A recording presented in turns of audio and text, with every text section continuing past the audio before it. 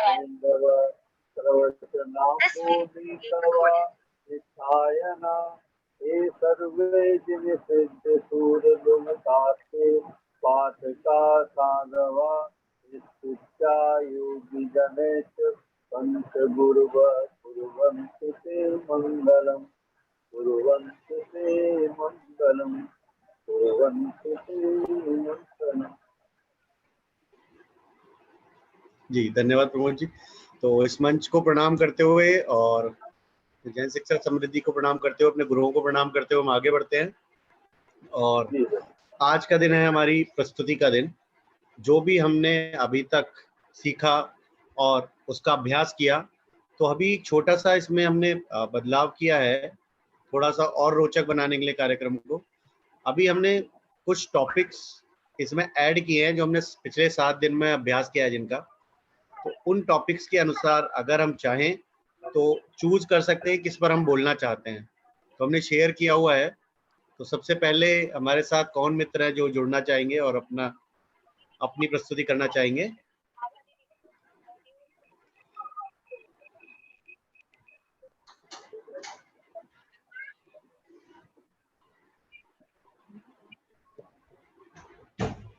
जी प्रमोद जी, स्वागत है आपका। ये टॉपिक्स आपके सामने हैं, आप देख सकते हैं। 8 और टोटल 15 है। तो पहले टॉपिक से शुरू करें क्या? आदर्श व्यक्ति की क्या पहचान होती है और उसका समाज में क्या योगदान होता है। पहले टॉपिक को बोल देते हैं सर। जी जी स्वागत। ध्यान चाहता आदर्श व्यक्ति अपना पिछले वीक में जो अपना होमवर्क चला, उसमें भी कई बार इस प्रकार का होमवर्क था कि व्यक्ति के अंदर आदर्शवाद की उत्पत्ति कैसे हो, आदर्शवाद कैसे पहचाना जाए व्यक्ति आदर्श है। तो इस प्रकार से प्रश्न उसमें आए थे, उनके सभी लोगों ने डाला। असल में मेरे विचार में आदर्श स्थिति तो एक काल्पनिक स्थिति है, एक गंतव्य है जहाँ हमें पहुंचना है। आदर्श अवस्था हम उस व्यक्ति कह सकते हैं कि जो उसमें अगर कहने के अलग ऐसे आध्यात्मिक उसमें कहें तो आदर्श व्यक्ति वो है कि जो सभी चीजों से मुक्त है और लगभग मुक्त को प्राप्त है, तो वो व्यक्ति आदर्श है। आर्थिक क्षेत्र में अगर आदर्श व्यक्ति देखेंगे तो हमारे यहाँ टाटा है, बिरला है, इंडस्ट्रियलिस्ट है बड़े बड़े, तो वो आदर्श हो सकते हैं। तो आदर्श की जो कैटेगरी है वो अलग अलग है। आदर्श व्यक्ति समाज की दृष्टि से जो होता है, असल में वो व्यक्ति महत्वपूर्ण होता है, क्योंकि व्यक्ति है। मेरी आवाज आ रही है सभी को? हेलो जी बिल्कुल बिल्कुल। हाँ जी हाँ जी आवाज आ रही है बिल्कुल। तो क्योंकि समाज का निर्माण भी आदर्श व्यक्ति के माध्यम से हो सकता है। व्यक्तियों के माध्यम से समाज का विकास होता है, समाज का निर्माण होता है। और आदर्शवाद समाज में जितना अधिक बढ़ता जाएगा, समाज उतना सुंदर और स्वस्थ होता जाता है। तो आदर्श व्यक्ति की पहचान ये सामाजिक दृष्टि से तो व्यवहारिकता उसकी एक अच्छी हो, सभी से प्रेम व्यवहार है, तो मानवीय मूल्य उसके अंदर हो, तो वो व्यक्ति मेरी नजर में आदर्श हो सकता है। आर्थिक दृष्टिकोण मेरी नजर में उतना महत्वपूर्ण नहीं है। तो समाज के लिए जो व्यक्ति आदर्श होगा, मतलब समाज उतना ही स्वस्थ होगा और समाज के लिए वो कुछ न कुछ अर्पण करेगा और समाज बहुत श्रेष्ठ होगा। दूसरा इसमें प्रश्न उसका समाज में क्या योगदान है। असल में समाज में योगदान तो विभिन्न क्षेत्रों के आदर्श लोग होते हैं, वही दे पाते हैं। अब जैसे अपन राजनीतिक इतिहास की बात करें तो हमारे मोदी जी प्रधानमंत्री जी हैं, वो राजनीतिक में एक आदर्श स्थापित कर रहे हैं। उन्होंने भारतीय राजनीति को एक अलग दिशा दी है। इसी प्रकार आर्थिक क्षेत्र में अगर देखें तो आर्थिक क्षेत्र में अडानी जी हैं, अंबानी जी हैं, इनमें दोनों हमारे जो उद्योगपति हैं भारत, इन लोगों ने बहुत अच्छा विकास किया है। देश के लिए गर्व की बात है। आध्यात्मिक क्षेत्र में भी कार्य चल रहा है। तो इस प्रकार से आदर्श समाज उसको कहेंगे मेरी नजर में, जहाँ शांति हो, सुकून हो, समाज में वैमनस्य ना हो, तो ये सब व्यक्ति ही करता है। वह इसलिए कह के मैं अपनी बात समाप्त करता हूँ। धन्यवाद। जी जी, बहुत बहुत बढ़िया प्रमोद जी, बिल्कुल सही कहा। और ऐसा व्यक्ति जिसको देखकर हम अपना उसे रोल मॉडल बनाएं और आगे प्रेरणा लें आगे बढ़ने की, और अपना जीवन वैसा बनाएं। धन्यवाद प्रमोद जी, बहुत बढ़िया आपने अच्छी बातें बताई, मार्गदर्शन किया हम सबका एक तरीके से। दोबारा से पुनः आपका धन्यवाद करते हैं जी। अगले मित्र कौन है? तो मित्रों, आज फिर से मैं अभी शेयर कर रहा हूँ आप सबके सामने एक प्रेजेंटेशन है। इसके अंदर कुछ टॉपिक्स हैं हमारे, जो हमने लास्ट वेबिनार में भी डिस्कस किए थे, और पिछले 7 दिन के अभ्यास नियत कार्यों में भी हमने उनका अभ्यास किया है। तो इन सभी में से कोई भी आप एक चूज कर सकते हैं टॉपिक। जैसे प्रमोद जी ने पहला अटेम्प्ट किया, आदर्श व्यक्ति क्या पहचान होती है और उसका समाज में क्या योगदान है, तो आप अगला कोई भी टॉपिक कर सकते हैं। अगर आप चाहें तो मैं अगली स्लाइड भी आपके साथ शेयर कर सकता हूं। तो अगले मित्र कौन है जो हमारे साथ अपनी बातें करना चाहेंगे? हैंड रेज करते रहिए और हम आगे बढ़ते रहेंगे। समय का सदुपयोग हमें करना है। जी जी, रवि आप बोलना चाहेंगे? मैं सर बोलूंगा सर, मुझे आज बोलना है थोड़ी, आज मैं सबका सुनना चाहता हूँ। हाँ मैं बोलूंगा। थोड़ा दीपक जी, हेलो। जी जी, हाँ जी प्रमोद जी। दीपक जी, मैं हाँ थोड़ा जी, निवेदन करना चाह रहा हूँ, जो भी जुड़े हुए हैं। मेरा सभी से निवेदन ये है कि हाथ खड़ा करने में ज्यादा समय न लें, क्योंकि समय अपने को मिलेगा बोलने का, तो कुछ ज्यादा अच्छा रहेगा। तो सभी लोग शीघ्रता किया करें। धन्यवाद। जी जी, बहुत बढ़िया जी। सभी लोग हैंड रेज करते रहेंगे तो हम लोग फटाफट आगे बढ़ते रहेंगे। जी रवि, तो आप क्या टॉपिक ले रहे हैं? जी नमस्ते सर, मैं हाँ विनम्रता का टॉपिक लेना चाहूंगा। विनम्रता। विनम्रता सर एक ऐसा गुण है। सर मेरी आवाज आ रही है सर? हेलो हेलो हाँ जी, हाँ जी, हेलो, आ रही है हाँ आवाज? विनम्रता सर एक ऐसा गुण है कि जिससे हम बड़े बड़े काम करा सकते हैं सर। जैसे जब वृक्ष फल से लद जाता है ना, तो वो झुक जाता है। ठीक उसी प्रकार जब मनुष्य के अंदर ज्ञान हो जाता है तो वह बहुत ज्यादा विनम्र हो जाता है। विद्या ददाति विनमय, है ना। जब उसको ज्ञान प्राप्त हो जाता है तो बहुत ज्यादा विनम्र हो जाता है। तो आज जो अपन देख रहे हैं, समाज हो या हमारे आसपास हो, हाँ जी, जो घटनाएं हो रही हैं, वो कहीं ना कहीं उसके दोषी हम ही हैं। जब तक हम उनको सही ज्ञान नहीं देंगे, सही दिशा मार्गदर्शन नहीं देंगे, तब तक वो ये घटनाएं होती रहेंगी। जब तक, जैसे हमारा बच्चा भी है तो हम उसे भी पेशेंस करना सिखाएं, विनम्रता सिखाएं कि आपको बेटा ये धैर्य से काम लेना है, आपको उग्र नहीं होना है, किसी के प्रति आपको सद्भावना रखना है, प्रेम पूर्वक कार्य लेना है ना। आज जैसे हम किसी से मोटिवेट करते हैं, प्रेरणा बढ़ाते हैं, मोटिवेशन देते हैं, जी तो हम विनम्रता से कोई भी कार्य करा सकते हैं। और अगर हम सबको म्यूट कर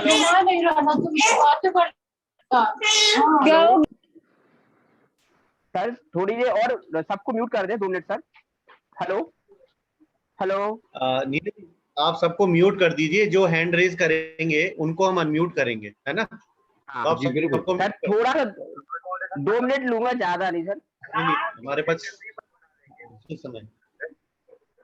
बोले सर? हेलो, हाँ हेलो हेलो, आवाज आ रही है सर? हाँ जी, हाँ जी, हेलो, हाँ जी नमस्कार। तो विनम्र एक ऐसा स्वभाव है या हमारे प्रति ये है कि हम उस जिस व्यक्ति के अंदर विनम्रता आ गई है तो वह कभी गलत नहीं करेगा, और दूसरों के साथ गलत हो रहा है उसे वह बर्दाश्त नहीं करेगा, और उसे हमेशा सही मार्गदर्शन देगा।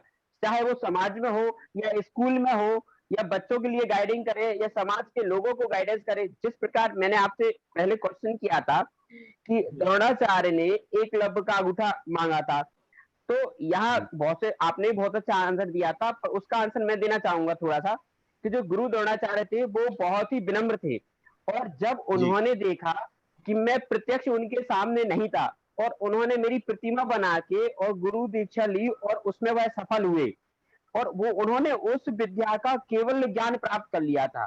तो केवल ज्ञान जिस व्यक्ति को प्राप्त हो जाता है तो उसमें इतनी शक्ति आ जाती है कि उसमें सोचने मात्र से वह कार्य हो जाता है जो वो करना चाहता है, फिर उसको अस्त्र या शस्त्र की कोई आवश्यकता नहीं होती सर।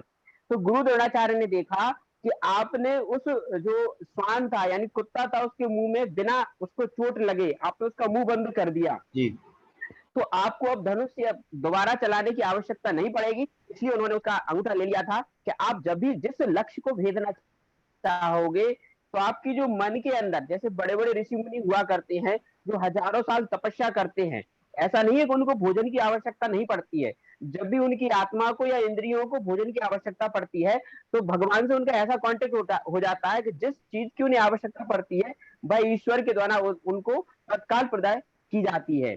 तो ऐसा ही सर विद्या में होता है, जो व्यक्ति जिस गुण में निपुण हो जाता है और केवल ज्ञान प्राप्त कर लेता है तो उसकी मन की शक्ति इतनी प्रबल हो जाती है कि वह आसानी से उसे प्राप्त कर लेता है। अब हम आते हैं अपने पॉइंट ऑफ व्यू पर कि विनम्रता। विनम्रता एक ऐसा शब्द है कि अगर हम विनम्र होकर किसी से भी कार्य कराएं, चाहे सामने कहना चाहिए कि कितना भी दुष्ट व्यक्ति क्यों ना हो, माना कि चोर है, और अगर उसको हम विनम्रता पूर्वक सही कार्य बताएंगे तो वह अपने को भी पॉजिटिव हो जाएगा अपने प्रति। कई ऐसे ऐसे मैंने देखे हैं उदाहरण कि जो लोगों ने विनम्रता पूर्वक उनको शिक्षा दी है या उनको विनम्रता पूर्वक समझाया है तो वो उस चीज को उनको अंदर फील किया और वह बहुत ही अच्छे इंसान बन गए, सुधर भी गए हैं। तो वैसे ही जो हमारे अंदर हमारी समाजों में जो आपस में कुरीतियां फैल रही हैं उनको दूर करने के लिए हम सब लोगों में विनम्रता होना चाहिए, एक दूसरे के प्रति प्रेम लाए, जो आपस में जो ईर्ष्या प्रवृत्ति है उसको दूर किया जाए जिससे वो आपस में मिलजुल के रहें। धन्यवाद सर, अभी मैं इतनी समय लूंगा, काफी समय हो जाएगा और लोगों को। हाँ, बहुत अच्छा। विनम्र रहने से बहुत सारी चीजें आसानी से हो जाती हैं और बहुत सामंजस्य बहुत अच्छा बनता है आपस में कार्य करने में और आनंद भी आता है, चाहे वो परिवार हो, चाहे वो मित्र हो, चाहे वो हमारा कार्य। बहुत सुंदर आपने बताया रवि जी, बहुत बहुत बधाई आपको। हम चाहेंगे सभी आपस में विनम्रता पूर्ण व्यवहार करते हुए आगे बढ़े और समाज एक सुंदर समाज के रूप में आगे बढ़े। जी दीपा जी। हाँ, दीपा जैन जी, स्वागत है आपका। आप कौन सा टॉपिक लेना चाहेंगे? यहाँ पर है 1 to 8 और दूसरा है 9 to 15। नंबर 1 और नंबर 11 हो गया है। जी दीपा जी, सुन पा रहे हैं आप हमें? अनम्यूट कर लीजिए। रवि जी आप हैंड डाउन कर लीजिए।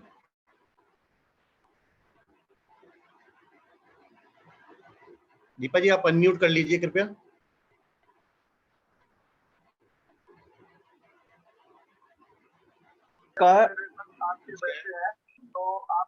दीपा जी सुन, दीपा जी की, चलिए दीपा जी के लिए रिक्वेस्ट भेजनी पड़ेगी। जी दीपा जी अनम्यूट कीजिए अपने आप। हाँ, जय जनीन सर। जी जय जनीन, स्वागत है। हाँ सर, इसमें एक टॉपिक था जरूरतमंदों की सहायता कैसे कर सकते हैं। एक पॉइंट इसमें जो आपने स्लाइड शेयर करी थी उसमें था जरूरतमंदों की सहायता किस प्रकार और किस रूप में की जा सकती है, समाज से उसको क्या लाभ होता है। इसके ऊपर मैं बोलना चाहूंगी, हम जो नीडी पीपल है उसकी ऐसा नहीं है कि सिर्फ पैसे से उसकी सहायता कर सकते हैं, जिसके पास पैसा है वो पैसे से कर सकते हैं। जैसे कि हम टीचर हैं तो ऐसा भी हो सकता है कि जैसे हमारे घर में कोई सफाई करने आता है या कोई हमारे आसपास कोई गरीब है, हम उस चीज में इतने सक्षम नहीं है कि हम उसे पैसे जो पैसे से कर सकते हैं वो उसकी पैसे से कर सकते हैं। अगर हमारे पास हम उतने लेवल पे नहीं है, इतने रिच नहीं है कि हम उसकी पैसे से ना कर सके, तो एज अ टीचर होने के नाते हम इतना तो कर सकते हैं कि हम उनके बच्चों को पढ़ा दें।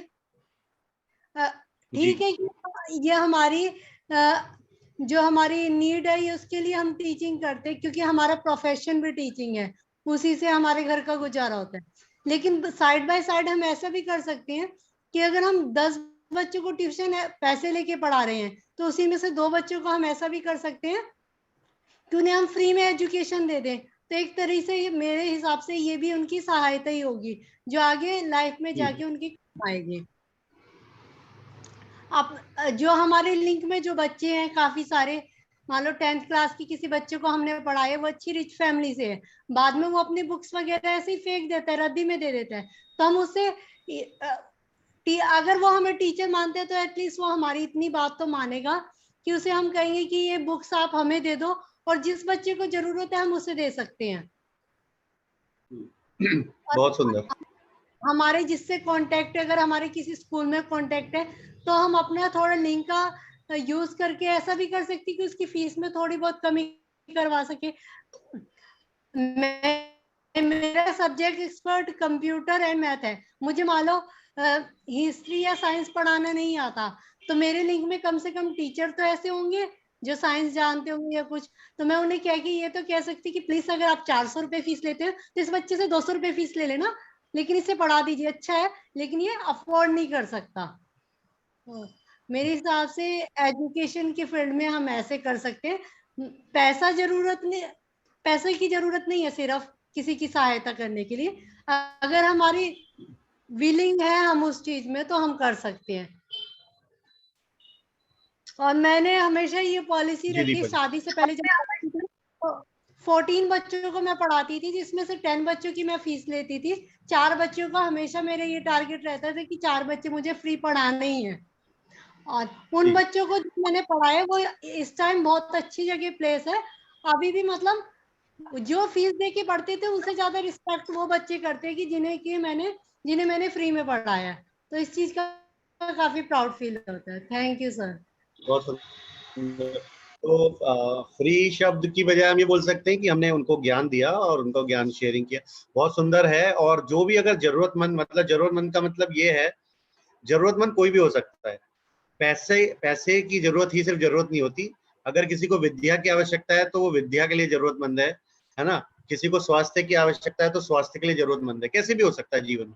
और ये बहुत अच्छा कार्य किया। अगर कोई बच्चा बहुत काबिल है और किसी वजह से अफोर्ड नहीं कर पा रहा तो हम उसे किसी भी तरह सपोर्ट करें, ये हमारा बहुत अच्छा एक मंतव्य रहेगा और कार्य रहेगा, पहला। दूसरा, किसी को भी पैसे की सहायता देने के बजाय उसको कैसे सेल्फ डिपेंड होना है, कैपेबल होना है, पैसा कमाना सिखाना है। अगर हम उन कार्यों को करें, मान लीजिए बहुत सारे घर की औरतें हैं, उनको अगर हम ऐसे कार्य सिखा दें जिससे कि वो अर्निंग कर सकें, सिलाई बुनाई कढ़ाई हैंडीक्राफ्ट कुछ भी, तो क्या होगा कि हमने जो एफर्ट लगाए, जो मेहनत की, उससे पहले तो उस घर का फायदा होगा और वो सेल्फ डिपेंड होंगे और अपने आप करना सीखें। दूसरा, वो और भी लोगों की सहायता करेंगे कल को जाके, क्योंकि उनको एक कॉन्फिडेंस आ जाएगा कि हमने किया तो और भी कर सकते हैं। तो पैसे की सहायता करने की बजाय हम और तरीकों से जितनी भी सहायता कर सकते हैं किसी के जीवन में, करनी चाहिए। धन्यवाद दीपा जी, बहुत सुंदर तरीके से आपने बताया जी। आगे चलते हैं, कौन मित्र हैं आप सभी लोग, हैंड रेज करते रहिए क्विक क्योंकि समय बिल्कुल सुरक्षित है। अभी प्रमोद जी ने, रवि जी ने और दीपा जी ने प्रेजेंटेशन किया है, बाकी हमारे 16 मित्र और बचे हुए हैं जी। अभिनंदन जी, स्वागत है। क्या टॉपिक लेना चाहेंगे आप? फर्स्ट हो चुका है, 2 to 8 है जी। जय जिनेन्द्र साहब, ये जो 13 पॉइंट है ये मुझे अट्रैक्टिव लग रहा है, मैं इसी पर कुछ बात करना चाहूंगा। जी जी जी, स्वागत है। प्रेम पूर्ण व्यवहार का क्या प्रभाव होता है, तो मैं ये कहना चाहता हूं कि एक कहावत है, सभी ने सुनी होगी कि लव बिगेट्स लव, है ना। प्रेम से ही प्रेम उत्पन्न होता है। यदि हम किसी से प्रेम पूर्ण व्यवहार करते हैं, यदि उसके प्रति, किसी भी व्यक्ति के प्रति, बच्चे के प्रति, चूंकि हम शिक्षक हैं तो बच्चों की ही बात करेंगे, जनरल और सामान्य व्यक्ति अपने अड़ोसी पड़ोसी या किसी के भी बारे में बात कर सकते हैं कि यदि हम उससे अपने मन में उसके प्रति प्रेम पूर्ण व्यवहार रखते हैं तो नेचुरल सी बात है उसके मन में भी अपने प्रति प्रेम ही उत्पन्न होगा जी। तो ये एक बहुत अच्छा पहलू है कि प्रेम पूर्ण व्यवहार करना। और यदि प्रेम है यदि बच्चे से हम प्रेम करें, छात्रों से प्रेम करें, प्रेम पूर्ण मन में भाव रखते हुए यदि हम उसको क्लास लेने जाते हैं, पूरी क्लास से प्रेम करते हैं, तो ये नेचुरल सी बात है कि बच्चे भी आपको प्रेम करेंगे और साथ साथ वो आपकी बात भी ध्यान से सुनेंगे। जी सही ये बात। मैंने अक्सर देखा है कि जैसे मैं एज ए स्टूडेंट जब छात्र खुद रहा हूँ, और यदि किसी टीचर ने अपने को बहुत अच्छे से पढ़ाया, प्रेम से पढ़ाया, प्यार रखते हुए संबोधन किया, तो नेचुरल सी बात है अपन उसकी बात को ज्यादा ध्यान से सुनते भी थे। जी उसकी बात, उसके जो सब्जेक्ट है उसमें भी रुचि ज्यादा जागृत हो जाती थी। जी तो मेरा मानना ये है कि सभी शिक्षकों को जब वो क्लास में जाएं तो प्रेम की भावना लेकर ही जाएं, और नेचुरली उसके जो रिजल्ट हैं वो बहुत अच्छे देखेंगे। कई बार जो थोड़े से उद्दंड बच्चे भी होते हैं या कुछ मतलब कम काम करने वाले बच्चे, ये मैंने अपना खुद एक्सपीरियंस देखा है सर। कई टीचर जो है किसी जी बच्चे को बहुत मतलब वो करते थे कि अरे ये तो पढ़ता लिखता नहीं है, ये कुछ नहीं करता है, लेकिन अपन उससे गए और उससे बड़े प्रेम से बात की और उसको थोड़ा सा मोटिवेट किया कि नहीं बेटे तुम तो बहुत अच्छा कर सकते हो, देखो ये बहुत अच्छा कर भी रहा है ये। तो उसका बिल्कुल चमत्कारिक प्रभाव दिखा मुझे। उस बच्चे ने एकदम पढ़ना शुरू कर दिया और कम से कम उस विषय को तो उसने बहुत अच्छे से पढ़ा जो जिस विषय को मैं पढ़ा रहा था। तो मेरा जी कहने का मतलब ये है कि ये प्रेम जो है, प्रेम की भावना एक चमत्कारिक भावना है, एक जादुई भावना है, और ये केवल छात्रों के साथ, क्योंकि हम लोग शिक्षक हैं, छात्रों के साथ तो अपना नहीं।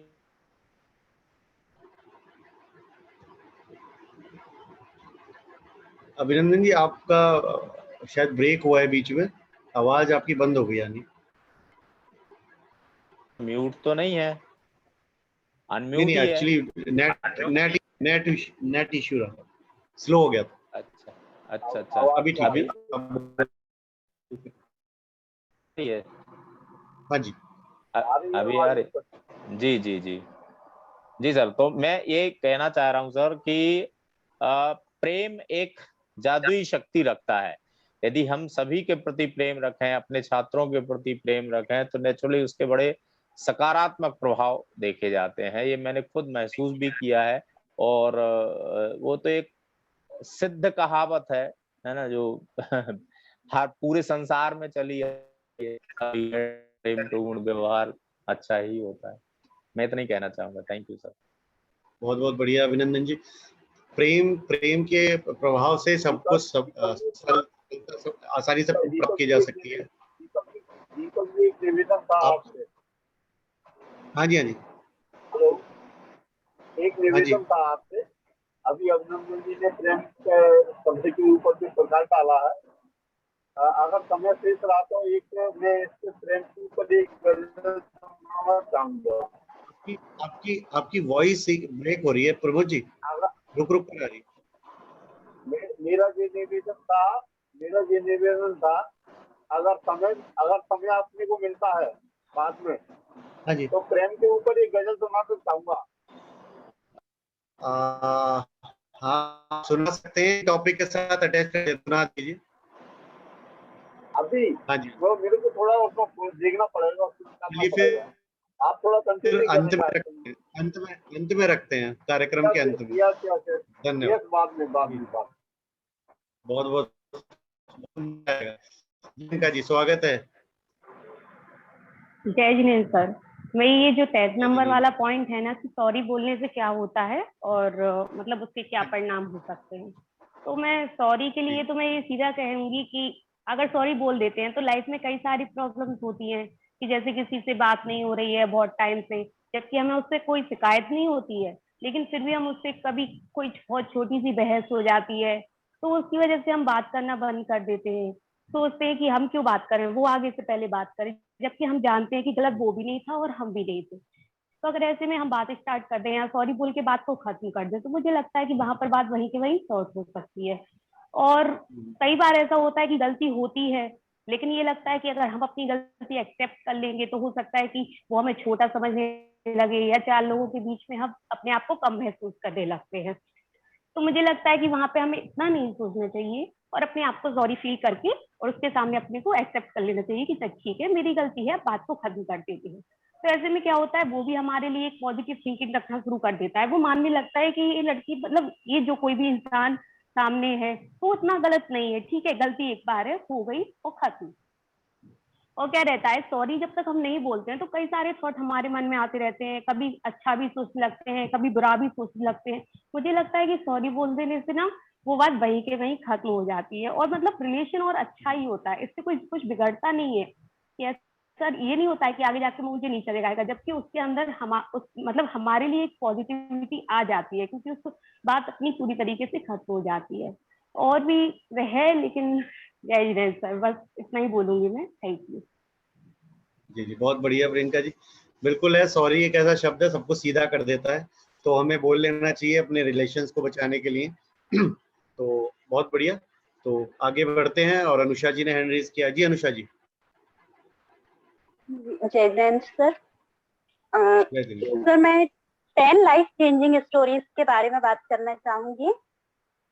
ये जो इस वीडियो में जो 10 स्टोरीज हमने देखी हैं, इसमें जीवन जीने की कला और जीवन को किस तरीके से प्रभावी बना सकते हैं, इसको हमने सीखा है। तो इसमें जो स्टोरीज थी कि छोटे छोटे प्रयास से हम टूटते हुए रिश्तों को जोड़ सकते हैं। जैसे कभी कभी हमें गलतफहमियां, हमारे रिश्तों के बीच में गलतफहमियां आ जाती हैं, तो सॉरी बोल के हम उन रिश्तों को बचा सकते हैं। इसके अलावा हमें अपने काम के प्रति ईमानदार रहना चाहिए। नेक्स्ट जो स्टोरी थी उसमें यह था कि हमें ईमानदार रहना चाहिए, कभी भी हमें लालच नहीं करना चाहिए। फिर निस्वार्थ भाव से हमें काम करने चाहिए। हम कोई भी काम करें उसको निस्वार्थ भाव से करें तो हम अपने जीवन को सार्थक बना सकते हैं। समय और परिस्थिति के साथ में बदलाव होना बहुत जरूरी है। जैसे कि सर एक वीडियो आपने डाला था टीचर वाला ऑनलाइन क्लास के लिए, वो परेशान हो जाते हैं, लेकिन लास्ट में जब उनको उनके स्टूडेंट का कॉल आता है, वो उसे बोलता है कि आपकी वजह से मैं आज इस मुकाम पे हूँ कि मैं डॉक्टर हूँ। तो टीचर मतलब जो है हर परिस्थिति में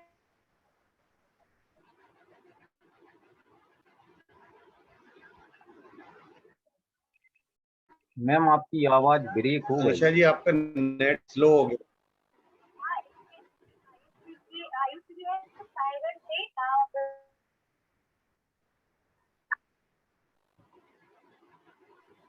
सर जब तक हमें लगता है कि हम अगले प्रतिभागी को मौका दें।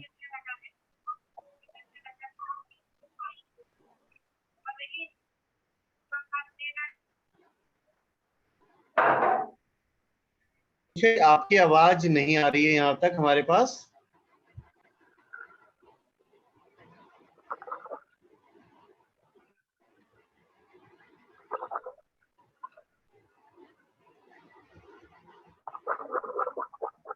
चलिए तब तक हम आगे बढ़ते हैं। हर्षिता जी ने भी हैंड रेज किया हुआ है। जी हर्षिता जी। सभी को जय। मैं इन टॉपिक्स में से पर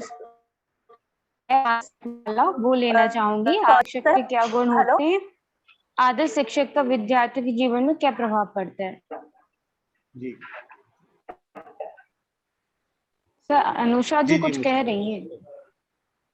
अनुषा जी की वॉइस ब्रेक। सॉरी सर, वो बीच में से डिस्कनेक्ट हो गया था नेट प्रॉब्लम के कारण। ठीक है, आप कंटिन्यू कर सकते हैं, फिर हर्षिता जी के पास चलेंगे हम। जी जी सर। तो इस वीडियो में आगे तो हमने देखा कि हम जीवन की भागदौड़ में अपने परिवार के लोगों से दूर हो जाते हैं, तो उन्हें टाइम नहीं दे पाते, उनको किसी कारणवश इग्नोर कर देते हैं, उनको नजरअंदाज कर देते हैं। तो हमें अपने पूरे दिन के जो काम है उसके अलावा हमें अपने घर के लोगों के लिए भी टाइम देना चाहिए, जो हमारे लिए बहुत ज्यादा महत्वपूर्ण होता है। तो यही सब चीजें सर हमने इस वीडियो से देखा, और बहुत अच्छी वीडियो है। इससे हम अपने जीवन को बहुत प्रभावी बना सकते हैं। Thank you sir. जय जय। धन्यवाद अनुषा जी।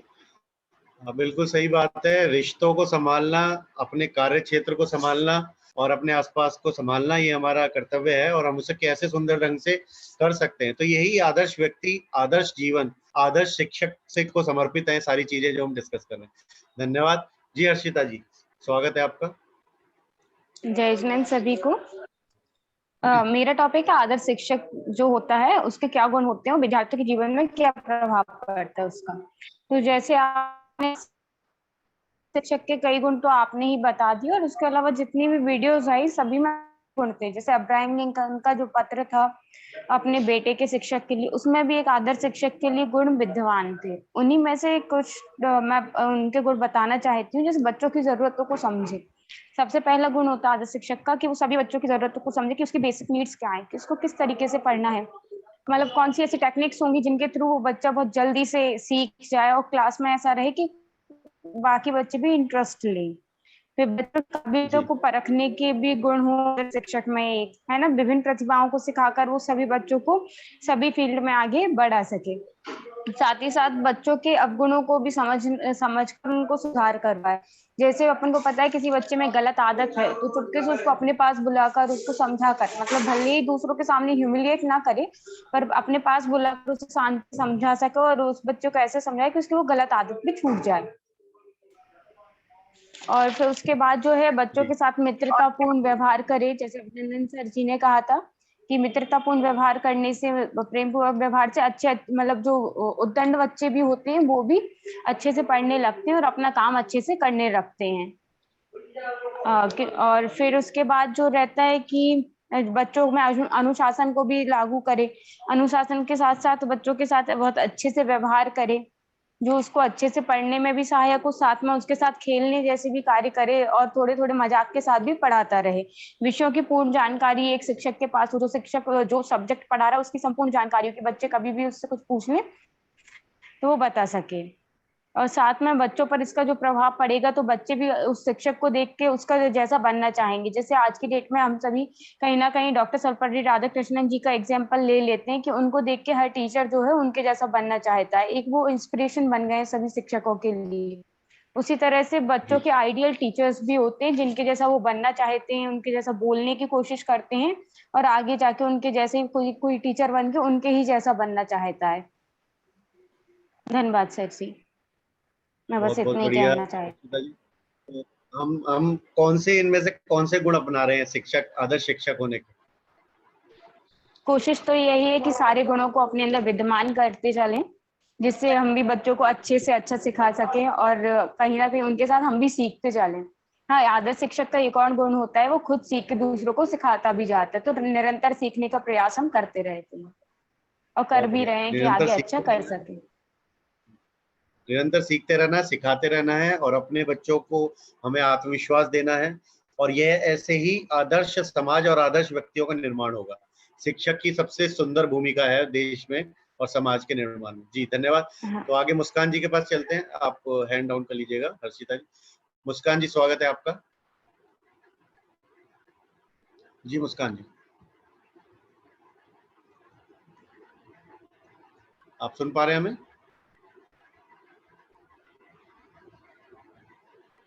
मुस्कान जी, आप आवाज आ रही है हमारी? चलिए आगे चलते हैं। आदर्श जैन जी, आदर्श जी स्वागत है आपका। जय जैन सभी को। आवाज आ रही है सभी को मेरी? हाँ जी, टॉपिक कौन सा लेना चाहिए? जी सर, मैं हेलो। हाँ जी मैं सेकंड टॉपिक लेना चाहूंगा, आदर्श जीवन कैसे जिया जाता है और उसके क्या लाभ हैं। तो सर मुझे ये लगता है कि आदर्श जीवन जीने के लिए व्यक्ति के अंदर एक प्रेम भावना होनी चाहिए कि वो जो भी काम करे वो प्रेम पूर्वक करे और जिसको भी सिखाए प्रेम पूर्वक सिखाए। इसके अलावा उसके अंदर आत्मीयता का भाव होना चाहिए, समानता का भाव होना चाहिए, मतलब वो प्रत्येक जीव के प्रति समान रहे, किसी को छोटा बड़ा ना देखे और सबके प्रति समान रहे। और उसके अलावा भी कई सारे गुण हैं जिसके जैसे उसके अंदर एक समानता का भाव तो होना ही चाहिए, आत्मीयता का भाव भी होना चाहिए और प्रेम का भाव होना चाहिए। और इसके अलावा अगर ये भाव इसके अंदर होते हैं तो इसके कई सारे लाभ होते हैं, जैसे वो उसे समाज में मान सम्मान मिलेगा, उसको अंदर से भी एक प्रसन्नता महसूस होगी, उसको मोटिवेट भी होगा कि हाँ मेरा मतलब कि मोटिवेट होगा कि मैं मुझे प्रसन्नता हो रही है, मेरा मान सम्मान हो रहा है। और यही मेरे हिसाब से यही आदर्श जीवन जीने के तरीके होते हैं। धन्यवाद सर। बहुत बढ़िया। तो आदर्श जीवन एक ऐसा जीवन जिसको देखने के बाद बाकी लोग भी वैसा जीना चाहें, है ना, वैसा जीवन पाना चाहें। तो हमें मित्रता, प्रेम, सामंजस्य, एक दूसरे का ख्याल रखना, है ना, और नई चीजें, नए स्किल गुण प्राप्त करते हुए औरों को भी नए गुण स्किल प्राप्त करने में हमें सपोर्ट करना, हेल्प करना। बहुत बहुत बढ़िया आदर्श जी। जी मुस्कान जी, स्वागत है आपका। जय हिंद सभी को। सर मैं टॉपिक लेना चाहती हूँ 4 नंबर का। अब्राहम लिंकन द्वारा अपने बेटे के शिक्षक को लिखे पत्र से आपको क्या विचार आते हैं और एक शिक्षक के रूप में आप उसका कैसे प्रयोग करेंगे। तो अब्राहम लिंकन ने जो अपने बेटे के शिक्षक को पत्र लिखा था, तो सभी पेरेंट्स यही चाहते हैं कि उनके बच्चों को स्कूल में शिक्षा के साथ साथ संस्कार भी दिए जाएं, और इसका हम लोग आराम से स्कूल में प्रयोग कर सकते हैं। हम बच्चों को किताबी ज्ञान तो देते हैं, लेकिन उनके इसके साथ साथ हम बच्चों को ये भी सिखा सकते हैं कि उनको जीवन में आगे बढ़ने के लिए क्या सही है और क्या गलत है। बच्चों को ये तो सिखाते हैं कि उन्हें फर्स्ट आना है, कंपटीशन रखना है अपने सामने वाले से, लेकिन इसके साथ उनको ये भी सिखाएं कि कंपटीशन को वो अपनी जलन में ना बदलने दें, क्योंकि कंपटीशन से जलन बहुत जल्दी होने लगती है कि वो हमारा कॉम्पिटिटर है, हमें उसको कैसे भी करके हराना है। तो बच्चों को ये सिखाएं कि कंपटीशन रखें लेकिन जले नहीं, क्योंकि हर इंसान में अपनी अपनी अलग अलग काबिलियत होती है। कोई फर्स्ट आता है, कोई सेकंड आता है, कोई मीडियम ही रह जाता है। तो जिसके अंदर जितनी काबिलियत होगी वो उस हिसाब से आगे बढ़ेगा। और उसको बच्चे आजकल सिर्फ स्कूल, ट्यूशन और मोबाइल, कंप्यूटर यहीं तक उनकी लाइफ सीमित रह गई है। तो उनको ये भी समझाए कि प्राकृतिक चीजों से जुड़े, प्रकृति के महत्व को समझें, घर से बाहर खेलना, मोबाइल में खेलना। आजकल बच्चे से मोबाइल में ही खेलते हैं, इंडोर गेम्स खेलते हैं, उनको आउटडोर गेम्स खेलना, घर से बाहर का माहौल कैसा है, उनको ये सारी चीजें सिखाएं। और उनको सत्य बोलना सिखाएं, क्योंकि बच्चे छोटी छोटी चीजों के लिए झूठ बोलते हैं कि अगर हमने सही बोला तो टीचर हमें डांटेंगे या पनिशमेंट मिलेगा। तो उनको समझाए कि नहीं, अगर आप सही बोलोगे तो हम आपको पनिशमेंट नहीं देंगे। और झूठ नहीं बोलना चाहिए, क्योंकि लाइफ में कहीं ना कहीं ये झूठ हमें कभी ना कभी तो नुकसान देता है। तो उनको हमेशा छोटे से ही सच बोलने की आदत डालें। उनको सिखाएं कि अगर कहीं कोई चीज गलत हो रही है तो उसके अगेंस्ट बोले, लेकिन अगर कहीं कुछ सही हो रहा है तो उसके विरुद्ध में ना खड़े हो। तो हमेशा सत्य के लिए लड़ना सिखाएं और चीटिंग ना करना सिखाएं। बच्चे चीटिंग इसलिए करते हैं कि हम फेल हो जाएंगे तो हमें पनिशमेंट मिलेगा या हमारे पेरेंट्स हमें डांटेंगे। तो उनको ये भी सिखाएं कि ऐसे चीटिंग करके पास होने से कुछ नहीं होता, मेहनत करके पास होंगे तो वो हमारे आगे काम में आएगा। आज हम चीटिंग करके पास होते हैं तो जरूरी नहीं है कि कल भी हम पास हो पाए। तो उनको हमेशा अपनी मेहनत, अपनी काबिलियत के बल पर आगे बढ़ना सिखाएं। और देश की सेवा के लिए भी उनको सिखाएं कि हम जिस देश में रह रहे हैं उसकी सेवा करना भी हमारा फर्ज है। देश की सेवा से मतलब ऐसा नहीं है कि सिर्फ हम बॉर्डर पर जाते हैं या पुलिस में जाते हैं तभी हम कर सकते हैं, छोटे छोटे कामों से भी हम कर सकते हैं। जैसे स्वच्छता अभियान है तो अपने देश को स्वच्छ रख सकते हैं। और भी किसी चीज में अगर हमारी जरूरत होती है तो हम छोटी छोटी मदद करके देश की सेवा कर सकते हैं। तो उनको ऐसी छोटी छोटी चीजें समझाएं जो उनको जीवन में हमेशा काम आने वाली है। बस सर मैं इतना ही बोलना चाहूंगी। मुस्कान जी, और हम थोड़ा सा ऐड करेंगे, देश की सेवा जैसे आपने बोला स्वच्छ भारत करके भी कर सकते हैं, नियमों का पालन करके भी कर सकते हैं, है ना। अपने देश आसपास जो भी चीजें हो रही हैं, अगर कुछ गलत हो रहा है उसके लिए सूचना देकर पुलिस को या किसी अधिकारी को, उससे भी देश सेवा की जा सकती है। कहीं भी खतरा नजर आ रहा है तो बताया जा सकता है। देश सेवा करने के बहुत सारे तरीके हैं, कुछ लोग डॉक्टर बन के करते हैं, कुछ लोग पुलिसमैन बन के करते हैं, कुछ लोग आर्मी में जाके करते हैं, कैसे भी की जा सकती है। बहुत बढ़िया मंतव्य होना चाहिए देश सेवा का। जी जी, गौरव सोनी जी, स्वागत है आपका। गौरव जी, गौरव जी आप सुन पा रहे हैं हमें? राम राम जी।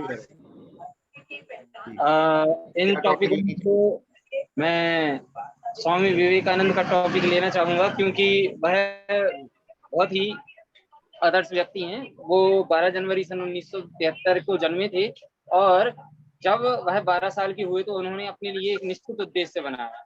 उस समय दुनिया में 2 पार्ट्स चल रहे थे। एक पार्ट चल रहा था कि भगवान को प्राप्त कीजिए, दूसरा पार्ट चल रहा था invention and creation. But he refused to invention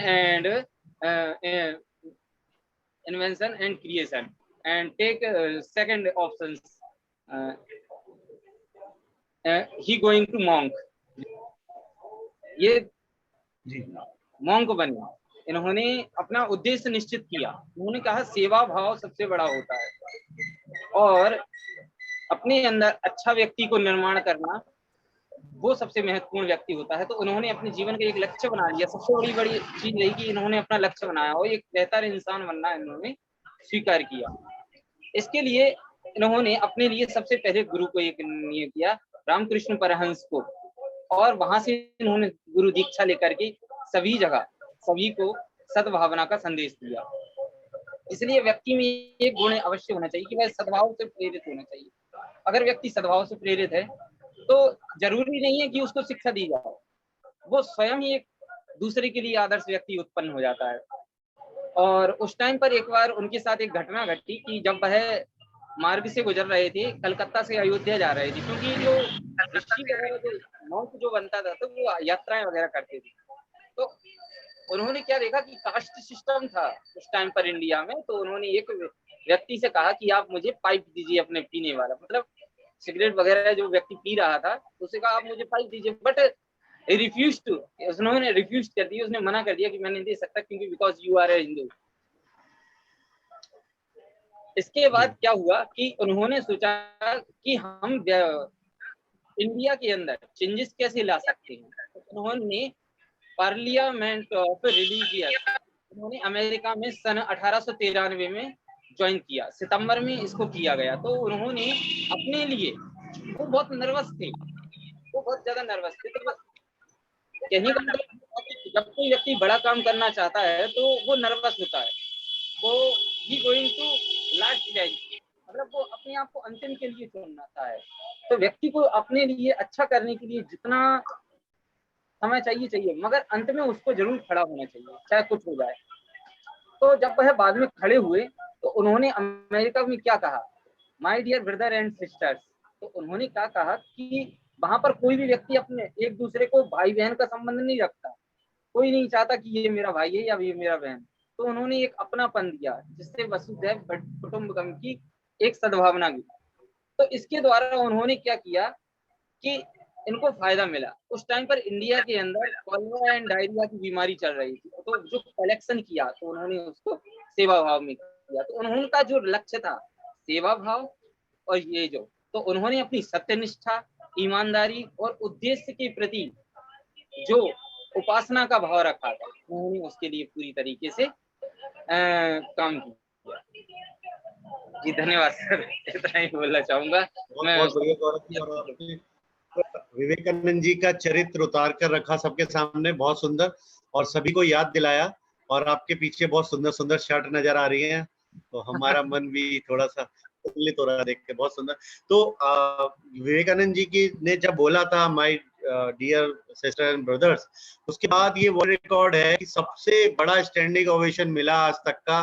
लोगों ने इतनी देर तक तालियां बजाई सिर्फ एक लाइन सुनने के बाद। उन्होंने कितने घंटे तक बैठकर, सिर्फ 15 मिनट मिले थे, लेकिन उनको कितने घंटे तक बैठकर लोगों ने सुना। गली गली, मोहल्ले मोहल्ले, स्ट्रीट्स, अलग अलग जगहों पर बुलाकर उनके व्याख्यान हुए पूरे अमेरिका में, सिर्फ एक लाइन बोलने से। ये मंतव्य है, ये आदर्श व्यक्ति है, विचारधारा अगर स्पष्ट है तो आप प्रभाव डाल सकते हैं। बहुत बहुत सुंदर गौरव जी, आपने बहुत अच्छे ये सारी बात बहुत सुंदर तरीके से बताई जी। आगे स्वागत करते हैं संजय जी, आपका स्वागत है जी। संजय जी। हेलो सभी लोगों के लिए जय जनेम। आप सभी सुन पा रहे हैं क्या मुझे? हाँ जी, हाँ जी। आवाज आ रही क्या? तो मैं अपना जो टॉपिक लेने जा रहा हूँ 11 नंबर का है। 11 नंबर का जो है, विनम्रता के क्या लाभ हो सकते हैं, ये मेरा टॉपिक है आज का। चलिए, विनम्रता होती क्या है, विनम्रता का अर्थ क्या है, विनम्र व्यक्ति क्यों क्या हो सकता है। यानी विनम्रता का अर्थ है सबकी सुन लेना, नहीं अपनी स्वयं की आवाज को सुनना। अगर अपन किसी भी क्षेत्र में हैं, अगर हम किसी भी क्षेत्र में कार्य कर, जैसे अपन टीचर हैं, तो अपन बच्चों के प्रति विनम्र हैं, विनम्रता पूर्वक सिखा रहे हैं, तो बच्चा भी आपसे प्रेरणा लेगा, विनम्र होगा और आपको भी विनम्रता देगा। यानी आपको अच्छी तरह से सीखेगा, विनम्र होगा, आपकी बात को मानेगा, उग्र नहीं होगा। विनम्र मनुष्य का अर्थ है कि मनुष्य जो भी है दूसरे की कम और स्वयं की आत्मा की आवाज को ज्यादा सुनता है। जो विनम्र व्यक्ति होता है ना, उसका अर्थ होता है कि दूसरों की कम और स्वयं की आत्मा की आवाज को ज्यादा सुनता है ना। अगर वह दूसरे को ज्यादा देखे तो वह विनम्र नहीं, उग्र हो सकता है। उग्रता उसमें आ सकती है, क्रोध भी आ सकता है, क्रोध होना स्वाभाविक है। विनम्रता तो हमें क्या है, अच्छे शिखर पर भी पहुंचा जा सकती है। जैसे अगर अपन अपने इस क्षेत्र में है, अगर किसी ऑफिस में आ रहे पे जो बॉस हैं उससे अगर अपन उग्रता से बात करें या क्रोधवश बात करें तो अपना काम बिगड़ सकता है। अगर अपन विनम्र होकर कोई भी कार्य कराएं तो वह कार्य आसानी से हो सकता है। और स्वयं की आवाज सुनने वाला मनुष्य कभी भी उग्र नहीं हो सकता। क्यों? क्योंकि उग्रता का कारण केवल इतना है कि स्वयं की आवाज को अनसुना कर देना। नहीं, स्वयं की आवाज जो लोग नहीं सुनते हैं वह मनुष्य क्या हो सकते हैं, उग्र हो सकते हैं, क्रोधी हो सकते हैं। उग्रता का कारण केवल इतना ही है कि स्वयं की आवाज को अनसुना ना करें, यानी अपनी इनर वॉइस है, वो अंतरात्मा है, उसकी आवाज को सुने और उग्र ना हो और विनम्र बने, है ना। विनम्रता यहाँ से ही हमारे सारे कार्य सिद्ध होते हैं, है ना। जो मनुष्य सबकी सुनता है पर स्वयं की ना सुनता हो तो समझ लेना कि वह व्यक्ति वास्तविक विनम्र नहीं हो सकता, वास्तव में विनम्र नहीं है। तो उसकी जो विनम्रता है केवल दिखावा हो सकती है। विनम्रता केवल क्या हो सकती है, दिखावा, यानी दिखावा मात्र कर रहा है, वो विनम्र नहीं है। यानी वह अपना चापलूसीपना कर रहा है, यानी वह अपना काम सिद्ध करना चाह रहा है ना। तो वास्तव में वह विनम्र नहीं है, उसके अंदर सिर्फ छल कपट है। तो विनम्रता हमें झुकना नहीं सिखाती, स्वाभिमान के साथ जीना सिखाती है। इतना ही कहकर मैं अपना वक्तव्य को विराम देता हूँ। जय जिनेन्द्र। जी संजय जी, बहुत बढ़िया आपने बताया। सबसे सुंदर जो गहरी बात आपने बोली कि जो व्यक्ति अपने बातें अपने आप से जो बातें करके और अपने आप को समझता है वो विनम्र होने की राह पर चल सकता है। क्योंकि अपने अंदर की आवाज को अगर आप दबा रहे हो तो कहीं ना कहीं वो बाहर निकल कर आती है, प्रकट होती है। अगर हम अपने अंदर की आवाज को समझकर उसको सेटिस्फाई कर पाते हैं, उसको समझा पाते हैं कि क्या सही क्या गलत है, तो दूसरों के साथ वैसा व्यवहार करना आसान हो जाता है। हम जैसा व्यवहार अपने साथ करेंगे वैसा ही दूसरों के साथ करेंगे, एक आदत बनती है। तो अगर हम अपने साथ विनम्र हैं, नम्र हैं, तो दूसरों के साथ विनम्र होने में बहुत आसानी हो जाती है। बहुत सुंदर संजय जी, बहुत एक लाइन आपने जो बोली ना, ये जीवन पर्यंत याद रखने वाली है कि अपने आप को समझना और अपने लिए अपनी अपनी बातों को समझना, मन की बातों को समझना बहुत आवश्यक है। तो ये बहुत सुंदर बात आपने बोली, धन्यवाद जी। अगले मित्र कौन है हमारे जो प्रस्तुति करना चाहेंगे?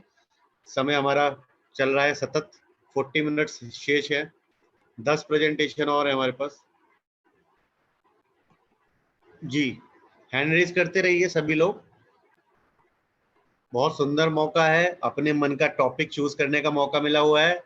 तो यहाँ पर बिल्कुल भी फोर्स नहीं कर रहे हैं, जैसा आपको अच्छा लगे आप पूरी तरीके से प्रस्तुति कर सकते हैं अपने मन से, अपने मन के भाव रखने के लिए। फायदा हम सभी का होगा जब एक दूसरे को सुनेंगे। प्रमोद जी को सुना, बहुत नई बातें सुनने को मिली। गौरव जी ने बहुत अच्छी बातें बताई, रवि जी ने, संजय जी ने, हर्षिता जी ने, मुस्कान जी, बहुत सुंदर। जी अनीता जी, स्वागत है आपका। अनीता जैन जी भगवा जी।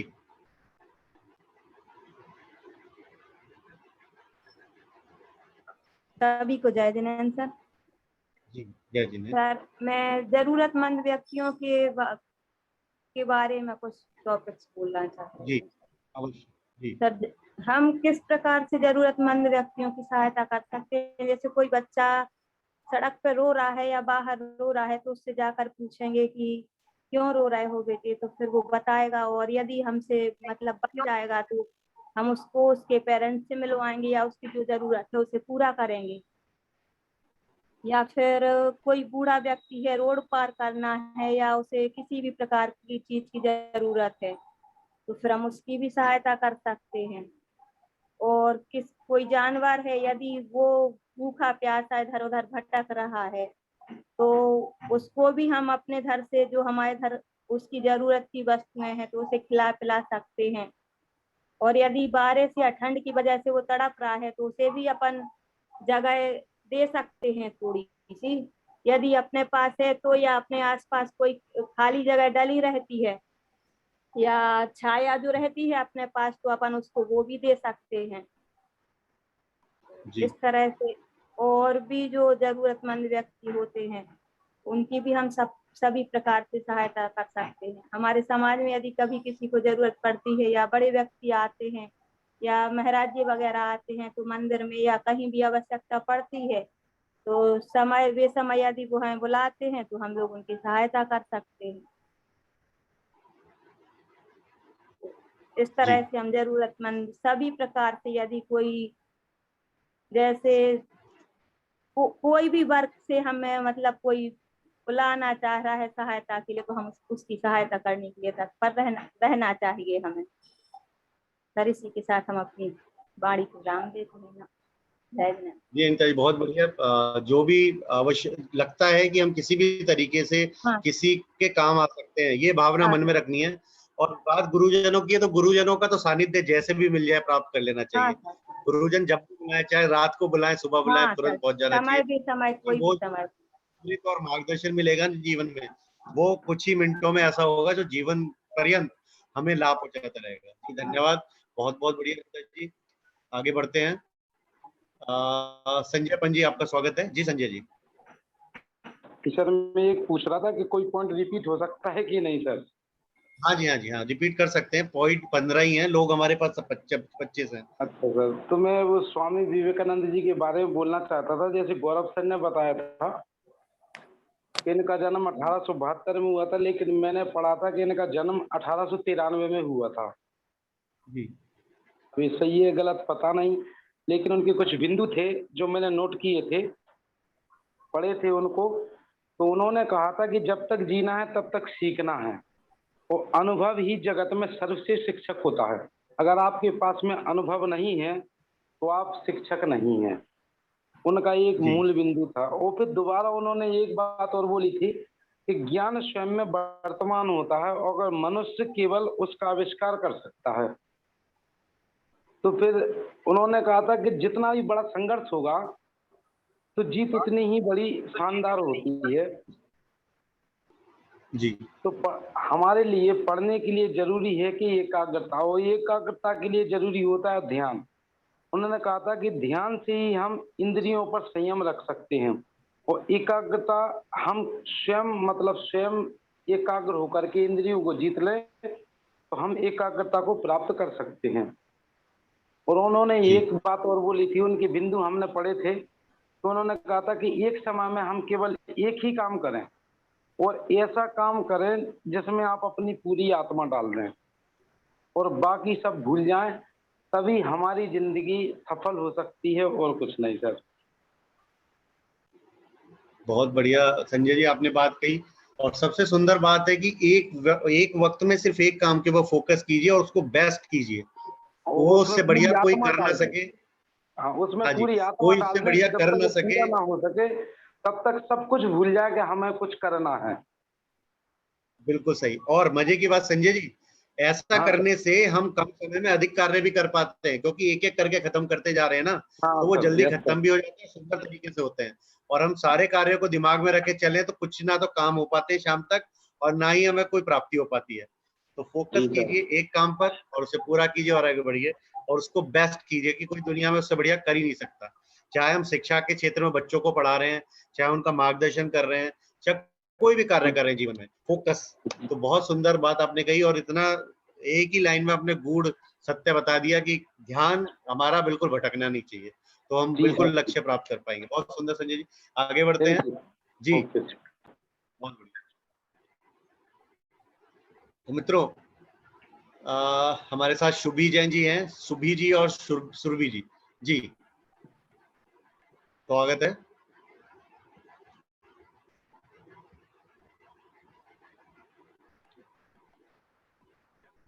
जी सुभी जी।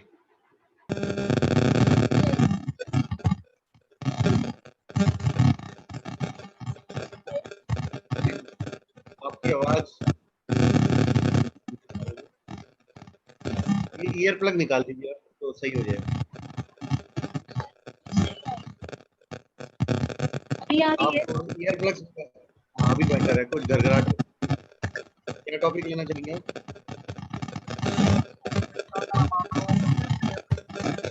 जी आप अपनी ईयरफोन निकाल दीजिए, क्रैक हो रही है, या फिर हाँ विदाउट आप ईयरफोन बोलें, हो सकता है अच्छी आवाज आएगी। सर हाँ हाँ बिल्कुल। सभी को जय हिंद। जी सर मैं धोनी जी के बारे में बताऊंगी। मोदी जी ने उनको पत्र लिख कर दिया था इंटरनेशनल रिटायरमेंट के बाद। तो सुधीर चौधरी जी ने उनके बारे में विवेचना करी थी कि धोनी जी ने उनके बारे में क्या क्या लिखा है। मोदी जी ने उनके बारे में क्या क्या लिखा है। तो मोदी जी ने उनके बारे में बताया था कि धोनी एक स्वनिर्मित खिलाड़ी हैं, वो खुद ही निखर कर आए थे। उन्होंने अपने लक्ष्य के प्रति पूरा सतत प्रयास किया, कभी वो रुके नहीं अपने लक्ष्य को लेकर। कभी उन्होंने ये नहीं सोचा कि मैंने आज नहीं कर पाया तो मैं कभी नहीं कर पाऊंगा, या वो एक उन्होंने बीच में टिकट मास्टर वगैरह की जॉब भी करी थी, लेकिन उन्होंने कभी अपने लक्ष्य को नहीं भूला। वो हमेशा अपने लक्ष्य के प्रति समर्पित रहे। उन्होंने कप्तान के रूप में भी बहुत अच्छी भूमिका निभाई। और मोदी जी ने उनके बारे में कई गुणों का विवेचना करके बताया था जो एक जिम्मेदार नागरिक के अंदर भी होने चाहिए और हर बच्चे के अंदर होना चाहिए, जो बच्चे ग्रहण करें तो वो आगे बढ़ सकें, वो अपना जीवन सफल बना सकें और दुनिया के सफल नागरिकों में रह सकें। उन्होंने गुण बताए थे। अब सबसे फर्स्ट उन्होंने बताया था कि गुस्से को काबू में रखना चाहिए। हम कभी भी किसी भी बात पर गुस्सा कर देते हैं तो फिर हमारा जो सारा कॉन्फिडेंस लेवल होता है वो गुस्से में ही निकल जाता है। हमारी सारी जो ताकत होती है वो सारी गुस्से के थ्रू निकल जाती है और हम कहीं भी कुछ भी बोलना चाहते हैं तो हम कुछ भी नहीं बोल पाते। दूसरा उन्होंने बताया था कि वो बहुत अच्छे देश प्रेमी है, उनके लिए भारतीय सेना से बहुत प्यार है, वो सेना के बीच में रहना बहुत पसंद भी करते हैं। तीसरा उन्होंने बताया था कि वो सतत संघर्ष करते हैं, वो अपने लक्ष्य के प्रति पूरे समर्पित रहते हैं। वो टिकट मास्टर की जब जॉब भी करते थे तब वो अपना पूरा काम करके आते थे, उसके बाद वो अपनी प्रैक्टिस भी किया करते थे, वो लगे रहते थे अपनी प्रैक्टिस करने में, वो कभी पीछे रुके नहीं। भाग्य के भरोसे उन्होंने कभी अपने आप को नहीं छोड़ा कि भाग्य अगर होगा तो मैं निकल जाऊंगा, वरना ये सरकारी नौकरी है तो मैं यही करके आराम से अपनी जिंदगी बिता सकता हूँ। उन्होंने ये सब सोचने की बजाय अपने पैशन को, अपने एक जज्बे को बाहर निकाला। उन्होंने ये नहीं सोचा कि मेरी गवर्नमेंट जॉब है तो मैं इसी से अपना जीवन व्यतीत कर लूंगा। फिर उसके बाद उन्होंने हिम्मत नहीं हारी कभी। वो कई बार अपने क्रिकेट मैचेस में हारे भी हैं, लेकिन उन्होंने हार के बजाय उसको एक जीत की तरह उसको अपने दिमाग पे, दिल पे हावी नहीं किया। उन्होंने उससे एक बार और सोचा, उसमें जो गलतियां की हैं उनको सुधारने की कोशिश किया। उन्होंने सोचा कि अभी हम अगर हार का सोचकर रुक जाएंगे तो कभी फिर से नहीं जीत पाएंगे, और यदि हार में की गई जो गलतियां हैं हम उनको सुधारेंगे तो हम उससे निखर के आएंगे, आगे वो गलतियां कभी नहीं दोहराएंगे और हम सबसे आगे होंगे। यही हमें बच्चों को भी सिखाना चाहिए। कभी कभी बच्चों के कम नंबर आ जाते हैं तो डिमोटिवेट होकर रुक जाते हैं, वो कहते हैं अब मुझसे नहीं होगा। तो उनको वो हार इस तरीके से ना लेकर उन्हें उसको एक मिस्टेक समझ के उसको सुधारने की कोशिश करनी चाहिए। फिर उन्होंने उनके बारे में और भी बताया कि वो अपने परिवार में और अपने काम में हमेशा सामंजस्य बना के रखते थे। वो अपना परिवार को भी टाइम देते थे और अपने खेल को भी पूरा टाइम देते थे जी। उनके लिए सबसे बढ़िया एक लाइन है, जीवन में संघर्ष और संघर्ष में की गई मेहनत। जीवन में संघर्ष और संघर्ष में की गई मेहनत ही हमारी सफलता का मूल मंत्र है। हमेशा किया परेशान वो संघर्ष, सॉरी सर मैं भूल गई, मैंने लिखा था अभी सब दिमाग से निकल गया। पहली लाइन भी अच्छी है सर, वो तो अभी भूल गए, सॉरी सर। बहुत बढ़िया। नहीं कोई बात नहीं, जितना बोला वो भी सुंदर और बहुत अच्छा है। अपने जुनून को फॉलो करना है और उसके लिए पूरा मेहनत लगन के साथ काम करना है। ये जो धोनी है वो भी एक आदर्श व्यक्ति हैं और एक रोल मॉडल हैं बहुत हजारों लाखों लोगों के लिए। तो हम उनसे बहुत कुछ सीख सकते हैं कि हमें जीवन में अपने लक्ष्यों को प्राप्त करना है तो किस हद तक जाना है। और दूसरा परिवार के साथ समय बिताना भी आवश्यक है, क्योंकि परिवार भी हमारे जीवन का एक अंग है काम के साथ साथ। तो बैलेंस लाइफ जीना, हम अपने लक्ष्यों को प्राप्त करें, परिवार के साथ भी जीवन व्यतीत करें, और कूल माइंड रहना बहुत इंपॉर्टेंट है। अगर हम ठंडे दिमाग से विचार करते कार्य करते हैं तो कैप्टन कूल इसीलिए बोलते हैं, उनको कैसी भी परिस्थिति विकट हो लेकिन वो आसानी से निर्णय लेते हैं। तो ठंडे दिमाग से लिए गए निर्णय हमेशा सफलता की ओर ले जाते हैं। जी सर धन्यवाद। उनका एक और पॉइंट है जो मैं बोलना चाहूंगी।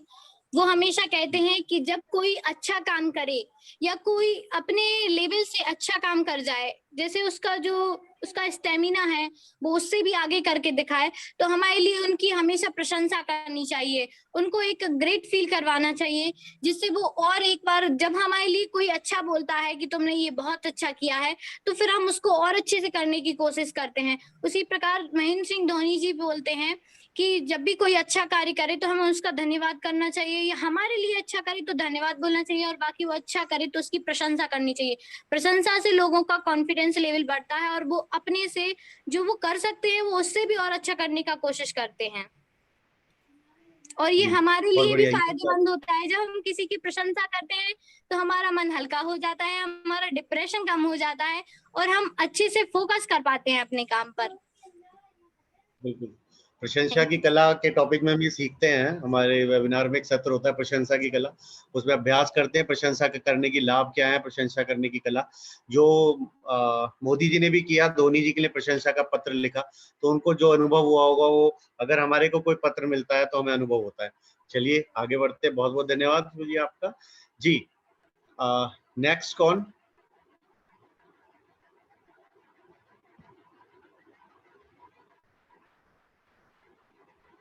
जी मोहन यादव जी, आप करना चाहेंगे प्रस्तुति?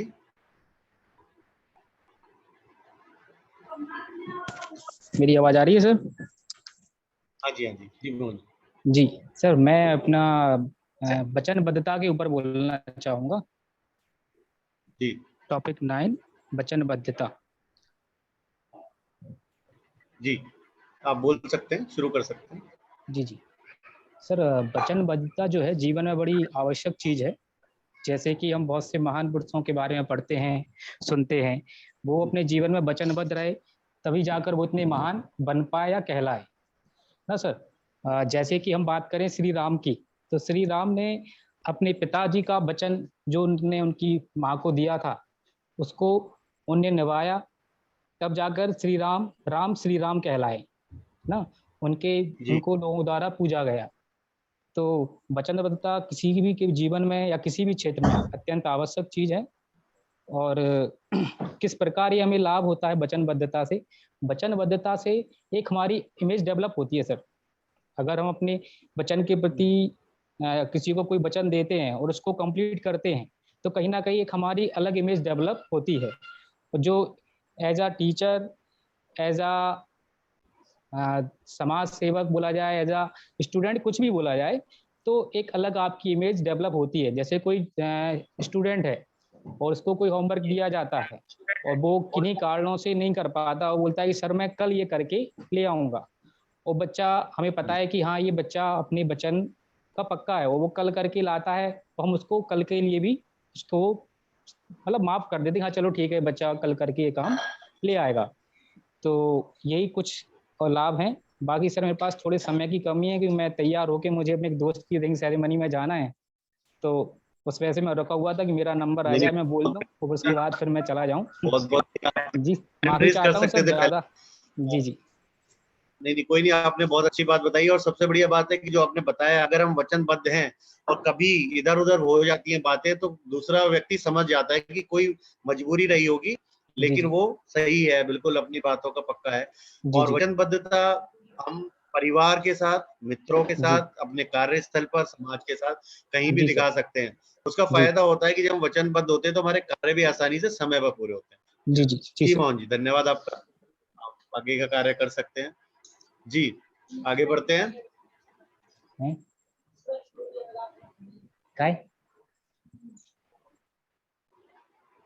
जी आप हैंड रेज कर सकते हैं मित्रों। समय हमारे पास अभी 24 मिनट बचा हुआ है मात्र। मैं बताऊं कब भी डॉक्टर जो दवाई देता ना, तो 22 साल में कितने गैप से ज्यादा दवाई खाने हैं, ठीक है, एक दवाई के अंदर एटलीस्ट कम से कम 5-6 घंटा हो गया होना चाहिए। हाँ तो 5-6 ये चप सैंडल कहाँ है? सुबी जी आपने हैंड रेज किया, दोबारा क्या? नहीं मत कहो। Yes sir. मैं जो अटेंड कर लूंगा। जी जी बताइए। यस सर, मैं शुरवी जैन। हाँ जी सर मैं अब्राहम लिंकन के पत्र के बारे में बताऊंगी। हाँ जी जो उन्होंने अपने बेटे के लिए भेजा था, बेटे की शिक्षा के जब लिए। सुबह जे कब की खा रही हो जाए। मोहन जी आप म्यूट कर लेंगे? बोल रहे अब्राहम हाँ जी लिंकन आप का बोल सकते पत्र, अब्राहम लिंकन का पत्र हमें बहुत ही महत्वपूर्ण बातों को बताता है। जो उन्होंने पत्र लिखा था उसमें आप बहुत ही बिना पढ़े बोल सकते हैं क्या अपने मन के भाव से? वो नहीं ज्यादा सर, अच्छा बोल भी रहेगा। सकते हैं सर। हम थोड़ी पॉइंट्स उसमें से देख लेंगे फिर अपने आप से बोल कोई देंगे। फर्क नहीं पड़ता, लेकिन जो भी मन में भाव आ रहे हैं ना वो बताइए, पढ़ना नहीं है। सर प्रस्तुति उन्होंने बताया अपने मन से।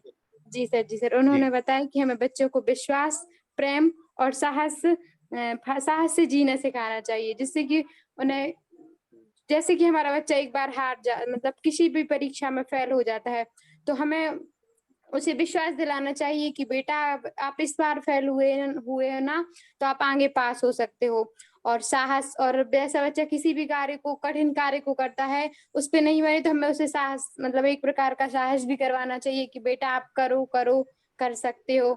विश्वास, साहस और प्रेम, और हमें बच्चों को प्रेम से सिखाना चाहिए। मैंने भी सर देखा है प्रैक्टिकली कि अपन बच्चों को जो मार पीट के सिखाते हैं ना, उससे अच्छा अपन प्रेम से सिखाएं तो वो बच्चे जल्दी सीखते हैं। और मार पीट से सिखाने में बच्चे थोड़ी ढीठ टाइप के हो जाते हैं सर। वो सीखने में वो कर सकते हैं। और हर किसी को दुश्मन से पहले दोस्त बनाना चाहिए। जैसे कि किसी के बारे में अपन लोगों ने बुरा सुना हो तो हमें पहले उसके बारे में बुराइयां नहीं देखनी चाहिए, हमें पहले देखना चाहिए कि अपन उसमें पहले अच्छाइयां ढूंढनी चाहिए। जब ऐसा हो नहीं सकता, जो बुराइयां उसमें 2-4 अच्छाइयां तो निकाल नहीं सकती हैं, इसलिए हमें दूसरों की बुराइयां कम और अच्छाइयां जाना देखना चाहिए। और दुश्मन बनाने से पहले उसको दोस्त समझना चाहिए। और हमें अपने बच्चों को अच्छे और बुरे में फर्क बताना चाहिए। और बच्चों को सिखाना चाहिए कि पैसा कहीं से पैसा मांगने या मिलने के इंतजार की बजाय मेहनत से कमाना सिखाए। मतलब बच्चों को हमें मेहनत करना सिखाना चाहिए। मेन बात तो बच्चे मेहनत करेंगे तो पैसा अपने आप आएगा।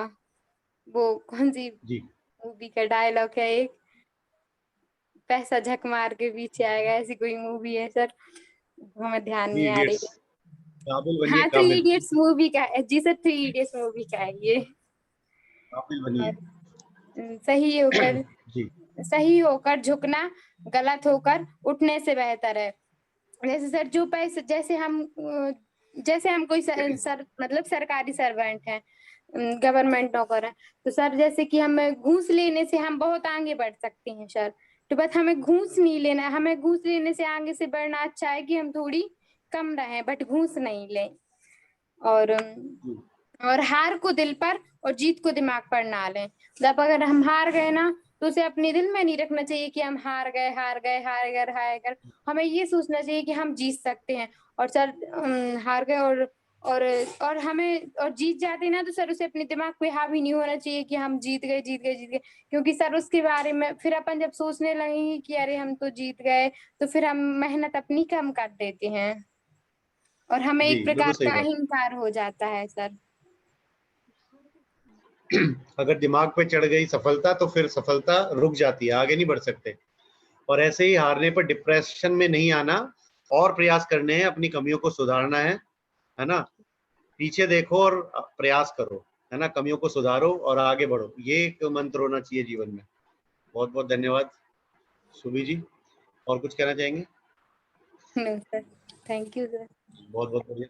तो प्रस्तुति करना है, अपने मन से करना होता है, चाहे थोड़ा बोलेंगे समराइज में, जरूरी नहीं है, क्योंकि पढ़ के जब हम बोलते हैं तो सुनने वाले बोर हो जाते हैं, है ना। लेकिन जब अपने मन से अपने भाव से बोलते हैं तो इंटरेस्ट आता है सुनने वालों को। ये प्रस्तुति का एक बहुत सुंदर फंडा है, तो वो ध्यान रखने वाली बात है। चलिए आगे बढ़ते हैं जी। आगे कौन हमारे मित्र?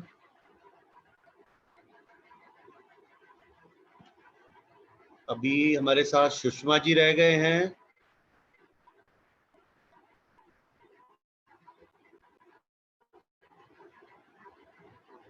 सुरभि रिया जैन रह गए हैं। शास्त्री जी, दीपक शास्त्री जी रह गए हैं। मिनी जी, हाँ जी। तो अभी हमारे पास 4-5 मित्र रह गए हैं। मिनी जैन जी, आप बोलना चाहेंगे? यस, सभी को सादर जय जिनेन्द्र। स्वागत है आपका। मैं सत्यनिष्ठा पर जी, बोलना मिनी जी। चाहती हूँ। आवाज जी। आ रही है? हाँ जी, हाँ जी, आप बोल सकते हैं। मैं सत्यनिष्ठा टॉपिक पर बोलना चाहती हूँ। सत्य जो कि जीवन में सबसे उपयोगी होता है। यदि हम सत्य बोलते हैं तो हम बहुत से कामों में सफलता पा सकते हैं, क्योंकि सत्यवादी व्यक्ति हर काम को करने में डरता नहीं है। क्योंकि यदि हम झूठ बोलते हैं तो एक सत्य के लिए या एक सफलता के लिए हमें कई झूठ बोलने पड़ते हैं। यदि हम एक बार सत्य बोलते हैं लेकिन उसके लिए थोड़ी मतलब ये कहें कि डर लगता है कि सत्य बोलेंगे तो सामने वाला ये कहेगा, ये करेगा, लेकिन एक बार यदि सत्य बोलते हैं तो हमेशा के लिए हम सत्यवादी बन सकते हैं। ये सिर्फ स्कूल में नहीं, बाकी हमें हर जगह सत्य बोलेंगे तो हम बहुत कुछ हासिल कर सकते हैं। यदि हम स्कूल में बच्चों को सत्य बोलना सिखा दें, जैसे कोई बच्चा वर्क करके नहीं लाता है, यदि वो झूठ बोलता है तो अपन उसको डांटते हैं, मारते हैं, तो जिसके कारण दूसरी बार वो स्कूल या तो स्कूल आने को तैयार नहीं होता है, या होता है तो हमेशा झूठ बोलता है। और उसको एक सत्य बोलने के लिए बहुत झूठ बोलने पड़ते, वो ऐसा हुआ था, फिर वो मम्मी ने ऐसा कहा था, मतलब कितने सारे। और उसके यदि अब वो झूठ बोलता है तो अपन भी उस पर विश्वास करना छोड़ देते हैं कि ये कभी सत्य बोलता है। लेकिन यदि बच्चों को बचपन से ही हम सत्य बोलना सिखा देते हैं तो वो सिर्फ स्कूल में ही नहीं, बाकी घर में, बाहर आना जाना, समाज में हर जगह एक सत्य मतलब सत्य व्यक्ति के रूप में हो सकता है। क्योंकि सत्य व्यक्ति मात्र हमारे लिए ही नहीं बल्कि हमारे घर वालों के लिए, देश के लिए बहुत मतलब ये कहें कि हर जगह हमारे लिए सत्य बहुत। बच्चों को सिखाना यदि हम सत्य सिखाते हैं बच्चों को तो वो सिर्फ स्कूल में नहीं, बाकी अपने मम्मी पापा से कुछ घटना घटती है तो वो सत्य बता सकता है। यदि कुछ काम उससे गलत हो जाता है वो सत्य ना बोले, झूठ बोलता रहे तो अपन उसकी बातों पर विश्वास नहीं करते हैं। जैसे एक वो कहानी आती है कि एक बारात आई थी, तो मतलब खाना बन रहा था तो एक बिल्ली आती है, तो बिल्ली को एक डलिए के नीचे छुपा देते हैं। तो सब बोलते हैं ये वाली नहीं, सॉरी, वो शेर वाली, एक गांव में शेर आता है जिसके कारण सब बोलते हैं शेर आया शेर आया। एक दो बार बोलते तो सब बोलते हैं झूठ बोल रहे हैं, सब लोग झूठ बोल रहे हैं। लेकिन एक बार सत्य में शेर आ जाता है तो सब समझते हैं कि इसने झूठ बोला, लेकिन उस टाइम सच में शेर आ गया था। तो एक बार झूठ बोलने से उसने अपनी सत्यवादिता को खो दिया था। यदि वो झूठ ना बोले तो व्यक्ति एक बार उसकी बातों पर विश्वास कर सकता था, लेकिन उसने एक दो बार तो झूठ बोला, लेकिन फिर किसी सत्य बोला, फिर भी किसी ने उस पर विश्वास नहीं किया। इसलिए सत्य ऐसी चीज है, यदि हम एक बार सत्य को सीख जाते हैं तो वो मात्र हमारे लिए बचपन में नहीं बल्कि जीवन भर, या हम बड़े हो जाएं या कहीं भी जाएं, समाज में, देश में, कहीं भी जाएं, तो वो सत्य से हम बहुत कुछ हासिल कर सकते हैं। और एक सत्यवादी व्यक्ति आदर्श व्यक्ति भी कहा जा सकता है, क्योंकि व्यक्ति उसकी बातों पर बहुत जल्दी विश्वास करना सीख जाता है।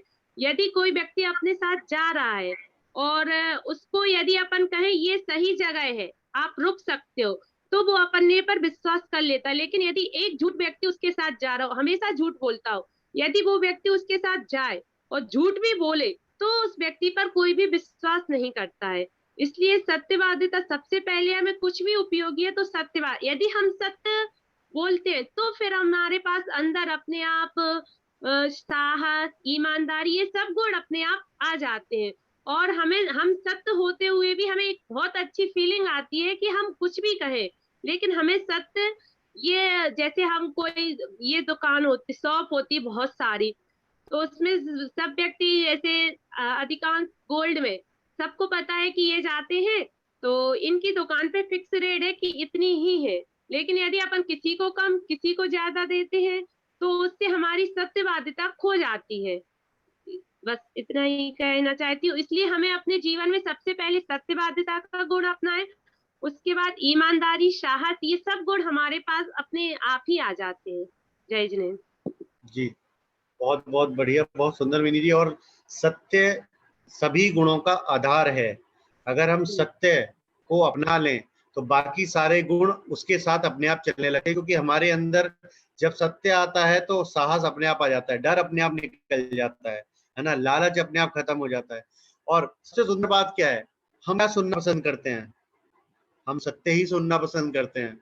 अगर कोई झूठ बोला है, कोई धोखेबाजी करता है तो क्या हम पसंद करते हैं? तो जैसा हम अपने लिए पसंद करते हैं वैसा ही हम दूसरों के साथ भी करें, सिंपल है। तो हमें क्या करना चाहिए, सत्य का पालन करना चाहिए सभी को। तो जब भी सभी सत्य का पालन करेंगे तो पूरे समाज में सत्य निष्ठा आ जाएगी और एक सब सुंदर समाज का निर्माण होगा। बहुत सुंदर विनी जी, बहुत मन से और दिल से आपने भावनाएं व्यक्त की हैं, सीधे आपके हार्ट से आ रही थी। बधाई हो आपको इस सुंदर प्रस्तुति के लिए। आगे बढ़ते हैं, ऐसे ही आप भैया सुंदर प्रस्तुति करते रहिए, सबको प्रोत्साहित करते रहिए जी। अभी हमारे साथ सूरी जी, रिया जी शायद वहां से बात नहीं कर पाएंगे, शोर है वहां पर। तो दीपक कुमार जैन जी हमारे साथ हैं, लेकिन शायद वो हॉस्पिटल में है, तो वो हमें सुन पा रहे हैं और हम उनको बधाई देंगे इस कमिटमेंट के लिए कि वो कुछ भी परिस्थिति होते हुए भी हम सबके साथ जुड़े हुए हैं। इसको टीम भावना कहते हैं, इसको कमिटमेंट कहते हैं कि चाहे कुछ भी हो हम साथ हैं। बहुत बहुत बधाई हो दीपक जी आपको। उसके बाद हमारे साथ सुषमा जैन जी बचे हुए हैं और दीपक जैन शास्त्री। और ये सुनने के बाद फिर हम प्रमोद जी को लास्ट में सुनेंगे सुंदर गजल के साथ। जी सुषमा जी, आप सुन पा रहे हैं हमें? जी सर, सभी को सादर जय जिनेन्द्र। जय जिनेन्द्र जी। सुषमा जी, सर मेरा टॉपिक है सॉरी बोलने के महत्व। सॉरी शब्द देखने और सुनने में सर बहुत छोटा वर्ड है, लेकिन उसके जो फायदे हैं वो हम सब महसूस कर सकते हैं। क्योंकि सॉरी शब्द से मतलब सॉरी शब्द जो है ना वो मतलब अपने मतलब अंदर जाके मतलब निकलता है कि जैसे किसी भी व्यक्ति के प्रति अपने मन में कसाय है या किसी भी व्यक्ति के प्रति अपने मन में मतलब कुछ भी मतलब गलत भावना है या कुछ भी चल रहा है जैसे मन में, तो हम सॉरी बोल देंगे तो वो उसका फल ये होता है कि मतलब उसका मन साफ हो जाता है, उसके अंदर जो गिल्ट रहती है, जो भावनाएं रहती है, वो सारी द्रवित होके। जी आपकी वॉइस चली गई सुषमा जी।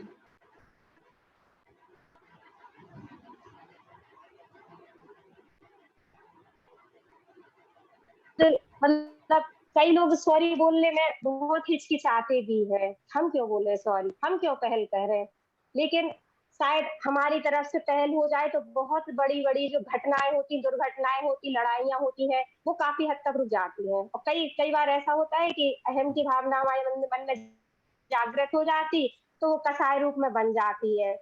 तो मैं तो यही कहना चाहूंगी कि हम अपने बच्चों को भी मतलब स्कूल के बच्चे हैं, जो अपने बच्चे हैं, उनको मन में यही धारणा रखनी चाहिए कि अभी आप छोटे हो तो आप सॉरी शब्द का वर्ड मतलब समझो क्या है इसका मतलब, यानी कि सॉरी बोलने में कोई शर्म नहीं होनी चाहिए। सॉरी छोटी सी भी गलती होती है तो तुरंत से बच्चों को ये डालना चाहिए बच्चों के मन में कि बेटा इसमें तुरंत सॉरी बोल दो, तो शायद वो बड़ी रूप में गलती बड़ी नहीं बन सकती है। और सॉरी बोलने से क्या होता है कि हमारे अंदर की जो भाव जो मतलब अंदर जो गिल्ट रहती है, हृदय में थोड़ा सा दुख रहता है, जैसे घर में बड़े लोगों के जैसे मम्मी जी लोग हैं हमारी, तो कभी कभी साथ में उनके साथ काम करने में थोड़ी बहुत गलती हो जाती है तो सोचते हैं कि चलो फिर बोल देंगे, लेकिन ये लगता है कि तुरंत से बोल दो तो अच्छा है, उन्हें भी अच्छा लगेगा मम्मी जी लोगों को कि चलो उन्हें भी चलो बहू ने कुछ बोला तो है, आगे बात नहीं बढ़ पाएगी। तो मैं तो यही कहूंगी कि मतलब सॉरी वर्ड तो बहुत ही प्यारा वर्ड है, छोटा सा है, बहुत प्यारा वर्ड है, लेकिन सबको यूज करना चाहिए। ये जरूरी नहीं है कि किताबी वर्ड बन के रह जाए, जरा सी भी गलती है तुरंत सॉरी बोल दो, उसमें क्या जा रहा है। तो मैं तो यही कहूंगी कि सॉरी बोलने के सॉरी शब्द बिल्कुल गागर में सागर जितना भरने का काम करता है मेरे हिसाब से तो। और बहुत प्यारा वर्ड है और सबको यूज करना चाहिए, मैं तो यही कहूंगी। तो सर मैं इतना ही कहना चाहूंगी। जी बहुत बढ़िया सुषमा जी। और हम तो पूरा पर्व मनाते हैं पर्युषण पर्व में, है ना? हाँ, परिक्षमा वाणी का पर्व। बिल्कुल। किसी को अगर मन से भावना से चाहे अनचाहे अनजाने किसी भी तरीके का दुख हुआ हो हमारी वाणी से कार्यों से, तो हम क्षमा चाहते हैं। तो बहुत ही सुंदर। उसमें भी ऐसा होता है, थोड़ा सा मैं बोलना चाहूंगी, उसमें भी ऐसा होता है लोग मुंह देखा व्यवहार करते हैं। जिससे गलतियां नहीं होती उससे सॉरी बोलेंगे, और जिससे गलतियां होती है उनसे शायद बच के भी निकल लेते हैं कई लोग। मैंने तो अक्सर देखा है, लेकिन ऐसा नहीं होना चाहिए। सभी के साथ करना है, जब इसका फायदा है। सभी, सबसे क्षमा सबको क्षमा, मेरा तो यही उद्देश्य मन है। को बहलाने के लिए हमें नहीं बोलना सॉरी, हमें सच में दिल से बोलना होता है। जब भी वो भावना व्यक्त होती है, नॉर्मली आप सिर्फ ईगो के साथ सॉरी बोल रहे हो नहीं बोल रहे हो तो उसका फायदा नहीं होता। तो आज जो अपना संस्कार है, जो हमारा सभ्यता है, और जैन धर्म में भी ये बोला गया है कि भाई किसी भी तरीके से जाने अनजाने भी कई बार हमसे गलतियां हो जाती हैं तो हमें क्षमा मांगनी चाहिए। बड़प्पन नहीं होता है, नहीं होते हम लोग। चलिए बहुत बहुत धन्यवाद सुषमा जी, आपने बहुत सुंदर बात याद दिलाई हमें। तो हमसे भी अगर कोई गलती हुई है तो हम सभी से क्षमा प्रार्थी है, और सभी को सर आप तो सर हमारे मार्गदर्शक है। भावना है, ये मन सुंदर और हल्का हो जाता है। तो गुरु होने के नाते कई बार हम कड़वे शब्दों का प्रयोग भी करते हैं, तो फायदा आप ही का होता है, लेकिन ठीक है उसके लिए हम बोलते हैं। आगे बढ़ते हैं, दीपक जी हमारे साथ है, शास्त्री जी, दीपक जय शास्त्री जी, स्वागत है आपका।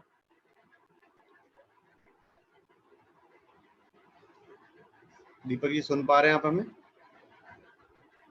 जी बिल्कुल, आपको भी सुना है अभी, बहुत अच्छा लगा ये वेबिनार हमने। और इस वेबिनार में तो मैंने अन्य वेबिनार की अपेक्षा सब मेंबर्स को सुना है। मैं आप सबको बता कि मैं अभी मध्य प्रदेश उत्तराखंड क्षेत्र का सुप्रसिद्ध चर्चित तीर्थ स्थल। दीपक जी आपकी आवाज सही नहीं आ रही है, आवाज आई मेरी बराबर? निकाल देंगे, अभी ठीक है, अभी ठीक है। हाँ मैं तो बोल रहा था, मैं एक्चुअली ऑफिस में बैठा हूँ जी। मैं बहुत प्रसिद्ध जैन तीर्थराज श्री लघु शेखर के नाम से प्रसिद्ध द्रोणगिरि जी में अभी हूँ। में बहुत अच्छा कार्यक्रम चल रहा है बालकों बालिकाओं का। तो आज के वेबिनार यहाँ से सुनकर मुझे बहुत अच्छा लगा।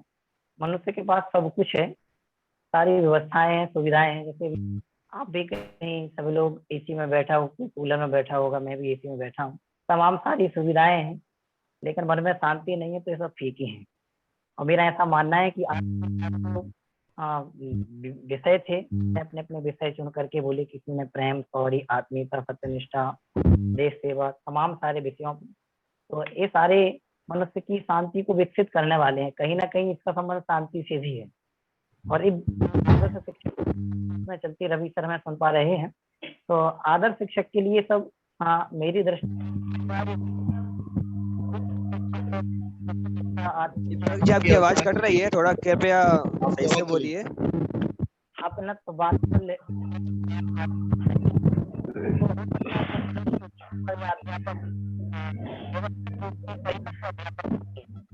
आवाज सही नहीं आ रही, आवाज नहीं आ रही, आवाज नहीं आ रही,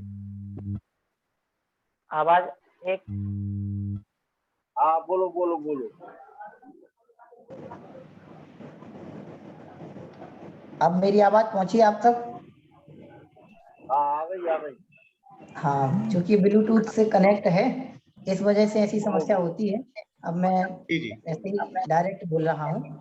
बहुत सारी बातें मुझे कहने का भाव बना, लेकिन कहूँगा नहीं, क्योंकि समय अपना काफी सारा हो गया है। मैंने सबको सुना है, बहुत सारे बिंदु लिखे हैं।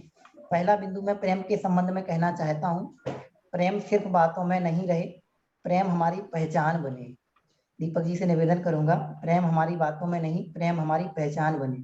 फॉर एग्जाम्पल, जैसे छोटे छोटे पेड़ होते हैं हमारे जंगल में, तो उनको वनस्पति का जीव कह के सबसे प्रेम कहने की बात कही है। तो हमें उन सब चीजों से भी बच्चों को प्रेम करना सिखाना चाहिए। पेड़ नहीं है, ये भी एक परमात्मा का अंश है, ऐसी बाह्य दृष्टि में लोग कहते हैं। तो वो ऐसी छोटी छोटी बातों को बच्चों को हमें आकर्षित करके उनको बताना चाहिए कि इस तरह का प्रेम भी हमारा होना चाहिए। चलती हुई चींटी कई लोगों को नहीं लगती जीरो, मच्छर बैठ जाए तो मच्छर को भगाने की जगह ऐसा मार के फ्री करते हैं उसको, उनको लगता ही नहीं है कि मच्छर भी प्राणी है, मच्छर को मार देते। एक अध्यापक के गुण नहीं हो सकते और ना ही होना चाहिए। तो एक प्रेम के संबंध में कुछ इस तरह की बातें भी अध्यापकों को विचार करनी चाहिए। प्राणी मात्र के प्रति प्रेम, भारत का ऐसा कोई भी दर्शन शायद नहीं होगा जहां इसकी बात नहीं कही हो। ऐसा कहीं नहीं कहा कि आपको सिर्फ मनुष्य को मनुष्य से प्रेम करना है, सर्वत्र यही कहा जाता है कि प्राणी मात्र से प्रेम बना रहे, तो एक अध्यापक की पहचान बने, ऐसा कहना चाहूंगा। एक सॉरी के संबंध में कहना चाहूंगा, सॉरी कोई शब्द मात्र नहीं है, मैं तो सॉरी को ऐसे इस दृष्टि से लेता हूँ, सॉरी सबसे बड़ा समाधान है। जिसको सॉरी बोलना आता है वो 100% समस्याओं से अपने आप उबर जाता है। इसलिए सॉरी को एक विकल्प के रूप में ना रख करके कोई गलती हो जाए तो सॉरी बोल देंगे, चलो चलता है इतना, सॉरी तो बोलना है, क्या जाता है। सॉरी की औपचारिक शब्द नहीं है, सॉरी बहुत बड़ी समस्याओं का समाधान है। जो भी हमसे हो जाए उन समस्याओं को बचने के लिए हमें इसको प्रयोग करना है। बहुत अच्छे शब्द में कहें तो सॉरी सबसे बड़ा ब्रह्मास्त्र है। ब्रह्मास्त्र का उपयोग बार बार नहीं किया जाता, अनिवार्यतम आवश्यकता पड़ने पर किया जाता है।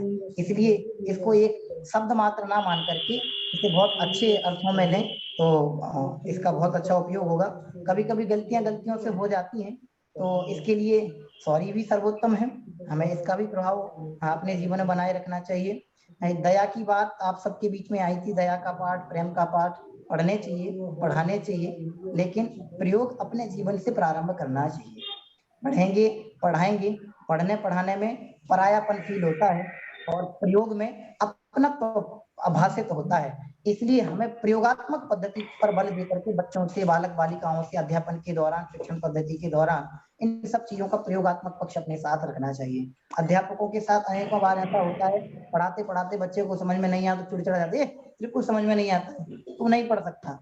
तो ये सब अध्यापकों की पहचान नहीं, परिस्थितियां बनती हैं, परिस्थितियों के अनुसार उन्हें विचार करते बुद्धिपूर्वक ऐसे निर्णय लेने चाहिए। बहुत अच्छा ये वेबिनार लगा।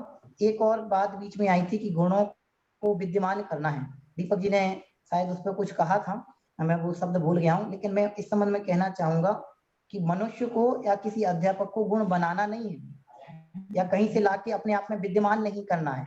मैं तो यूं कहता हूं कि प्रत्येक मनुष्य में ऐसे सहस्त्रों गुण पूर्व से विद्यमान है, बस उसको पहचानना है कि मुझ में भी ये क्वालिटी है। और वैसा मेरा मानना है कि गुणों की पूंजी है, गुणों की पेटी है, उसे उन गुणों को प्रकट करना है, पहचानना है, तो सर्वगुण संपन्न होगा। इसलिए अपने यहाँ चलता है सर्वगुण संपन्न भव, यानी या वरिष्ठ जन आशीर्वाद देते हैं विद्यार्थियों को, बालकों को, वधुओं को कि सर्वगुण संपन्न भव। तो उसका मतलब ये नहीं होता है कि कहीं से लाके आपको रखना है, आपके अंदर है, आपको उनको जानना है, पहचानना है, प्रकट करना है। तो एक पक्ष ऐसा भी अपन को इसमें विचार करना चाहिए।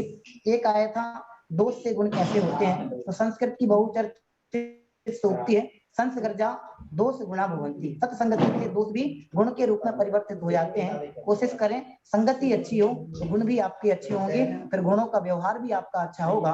जैसे आपकी संगति होगी वैसे आपके गुण होंगे, जैसे आपके गुण होंगे वैसे आपका व्यवहार होगा। ऐसा में विचार करना चाहिए। सत्य के संबंध में कहना चाहूंगा, सत्य बोलने की, सत्य निष्ठा की बात आप सबके बीच में आई थी। हमारे साथ बहुत सारे विद्वान हैं और बहुत अच्छा सेमिनार चल रहा है, लोग आना जाना हो रहा है, थोड़ा डिस्टर्बेंस हो रहा है। सत्य समझौता नहीं है, और दूसरा पक्ष कहना चाहूंगा समझौते में सत्य नहीं होता। जी, आपकी आवाज चली गई है। आवाज आ रही है? पर आ गया था। सत्य समझौते में सत्य नहीं है, अतः सत्य बोलने से पहले सत्य को समझें। हमें ऐसे सत्य को भी नहीं बोलना है जिससे किसी के दिल को ठेस पहुंचे, किसी के मन को ठेस पहुंचे। इसका मतलब मैं ये नहीं कह रहा हूं कि आप झूठ बोलें, आप वस्तु स्थिति को समझें, परिस्थिति को समझें, कहाँ किसकी कैसी आवश्यकता है, ऐसे शब्दों का, वचनों का आप प्रयोग करें। देश सेवा के संबंध में दीपक जी ने कहा था, किसी ने अध्यापक साथी ने भी हमारे बीच में रखा था कि देश सेवा के लिए हमें ये करना चाहिए, वो करना चाहिए। तमाम सारी बातें आप सबके सत्य हैं, लेकिन मेरा ऐसा मानना है कि हम जहाँ बैठे हैं वही मेरा देश है, मैं जहाँ खड़ा हूँ वही मेरा देश खड़ा है। तो मेरी सेवा मुझसे प्रारंभ होती है, आप जहाँ हैं वहीं आपका देश है। बस सेवा प्रारंभ कीजिए, देश सेवा अपने आप होने लगेगी। आप देश सेवा करने के लिए आपको बॉर्डर पे जाके बंदूकें उठाने की, हथियार उठाने की, ऑब्जेक्शन करने की, हड़ताल करने की आवश्यकता नहीं है। हक की बात नहीं कर रहा हूं मैं, लेकिन ये पक्ष हमें विचार करना पड़ेगा कि सेवा के लिए युद्ध की आवश्यकता नहीं, अपितु समर्पण की आवश्यकता है। आप अपने आप में समर्पित बनिए, सेवा अपने आप प्रारंभ हो जाएगी। ऐसा प्रत्येक अध्यापक को मेरी दृष्टि में सोचना चाहिए। सबके अपने अपने पक्ष हैं, अपने अपने विचार हैं, सब स्वतंत्र हैं, लेकिन मेरा ऐसा पक्ष है, मैं ऐसा सोचता हूँ, इसलिए इतनी बात आपके बीच में कह रहा हूँ। अंतिम में क्षमा के संबंध में एक प्रकरण आया था, तो उसमें भी कहना चाहूंगा, हमारे गुरुओं ने हमें सिखाया है कि क्षमा वाणी या व्यवहार का धर्म नहीं है। क्षमा वाणी या व्यवहार का धर्म नहीं है कि गलती हुई, आई एम वेरी सॉरी, ऐसा नहीं करना चाहिए, ऐसा नहीं करना चाहिए, ऐसा नहीं करना चाहिए, सॉरी सॉरी सॉरी बोल के, इस मैं ऊपर भी कह चुका हूँ, अभी भी कह रहा हूँ, वाणी या व्यवहार का नहीं है। ये तो बहुत प्रायोगिक रूप है। और हम सब कहते हैं कि हमारे अंदर प्राण रहते हैं, इस शरीर के अंदर भी कोई मेरा जो वास्तविक रूप है वो रहता है, जिसको हम कोई आत्मा कहता है, कोई प्राण कहता है, कोई कुछ कहता है, कोई मतलब सबकी कोई ना कोई मान्यता है, हम लोग उसको आत्मा कहते हैं। तो यहाँ ऐसा समझना चाहिए कि क्षमा वाणी या व्यवहार का धर्म नहीं, अब तो आत्मा का धर्म है। इसे आत्मा से संबंध जोड़ करके हमें पहचानना होगा, तब जाके वो आपका प्रायोगिक रूप वहां से प्रारंभ होगा। बहुत अच्छा यह सेमिनार मुझे आज का लगा है। अनेक अनेक बातें आप सबके बीच से सुनने में आई हैं, बहुत सारा लिखा है और बहुत सारे विषयों पर सोचने के लिए बिंदु आप सबके माध्यम से प्राप्त हुए हैं। हम सबको सोचना चाहिए और इन सबके प्रायोगिक पक्ष अपने जीवन से प्रारंभ करने चाहिए। आज आपसे शुरुआत होगी, कल आपसे जुड़कर हजारों में शुरुआत होगी, क्योंकि एक अध्यापक मात्र एक बालक का निर्माता नहीं, अपितु पूरे विश्व का निर्माता होता है। इसलिए अध्यापक को वो जिम्मेदारी अपना बहुत विस्तृत स्वरूप पहचानना चाहिए। जैसे हिंदू धर्म में भगवान विष्णु की मान्यता है कि उनका बहुत बड़ा जो स्वरूप है उसको लोग हर कोई नहीं देख पाते हैं, ऐसे ही एक अध्यापक का बहुत बड़ा विस्तृत स्वरूप है, उसे पहचाना जा सकता है, देखा नहीं जा सकता है। इसलिए अध्यापक किसी एक विद्यार्थी मात्र का निर्मातक नहीं, अपितु पूरे विश्व का निर्मातक है। इसलिए हमें अपनी जिम्मेदारी को विश्व स्तर पर मापते हुए उन विद्यार्थियों के निर्माण में अपने जीवन को समर्पित करना चाहिए। ये अध्यापक का वास्तविक धर्म है, यही वास्तविक उत्तम श्रेष्ठ अध्यापक की पहचान बने। ऐसी भावना के साथ पुनः दीपक जी गर्ग एवं समस्त अध्यापक साथियों को बहुत बहुत धन्यवाद देता हुआ आप सबको पुनः धन्यवाद प्रेषित करता हूँ। जय जिनेन्द्र, जय हिंद, जय भारत। जय जिनेन्द्र दीपक जी, बहुत बहुत सुंदर, आपने बहुत बढ़िया समरी आप सभी के लिए बताई। और सबसे बढ़िया सुंदर बात आपने बोला, प्रयोगात्मक रूप, प्रैक्टिकल, जो हम यहाँ सीख रहे हैं, जो भी हम बातें करते हैं, उनका प्रयोग करना, उनका इम्प्लीमेंटेशन करना बहुत इंपॉर्टेंट है बच्चों के साथ। और जब हम करेंगे तो कर करके सीखते हैं, उसमें हमें और पारंगत होते हैं, उसमें एक्सपर्ट होते हैं। तो करिए, अभ्यास कीजिए, और जितना भी ज्यादा हम प्रयोग करेंगे उतना बच्चे आसानी से सीख पाएंगे, क्योंकि किताबी ज्ञान से ज्यादा हमें प्रैक्टिकलिटी पे ध्यान देना होगा। बहुत सुंदर दीपक जी, आपको बहुत अच्छा लगा। द्रोणगिरी हम भी आए हैं, बहुत अच्छा कार्यक्रम नीरज जी ने वहाँ कराया था, और नैनागिरी जी में भी काफी कार्यक्रम हुए, बहुत बहुत बढ़िया। तो आगे बढ़ते हैं। अच्छा, इससे पहले अभी 150 से 200 बालक बालिकाएं, छोटे छोटे 6 to 12 तक के बालक बालिकाएं जुड़े हुए हैं। करीब 12 हमारे विद्वान साथी हैं। बहुत अच्छा कैंप चल रहा है, और इस तरह की अनेक बातें प्रयोगात्मक प्रोजेक्टर आदि के माध्यम से सारी कक्षाएं यहाँ पे चल रही हैं। जी, बहुत बढ़िया, बहुत सुंदर कार्य। ऐसे ही समाज का निर्माण होने वाला है, ऐसे ही प्रयास से। तो आप सब मिलकर, हम सब मिलकर ऐसे ही कार्य करते रहें। तो एक लिंक ग्रुप में आया है, जिसमें हमें आगे के कार्यक्रम में रुचि अपनी बतानी है कि आगे हमें वेबिनार्स में पार्टिसिपेट करना है। तो आशा है सभी ने उस पर अपनी प्रतिक्रिया दे दी होगी, और उसमें हम और क्या सब्जेक्ट टॉपिक्स टच करना चाहते हैं वो भी आप सबने लिख दिया होगा। हम आशा करते हैं आप सभी ने उस पर प्रतिक्रिया दे दी है।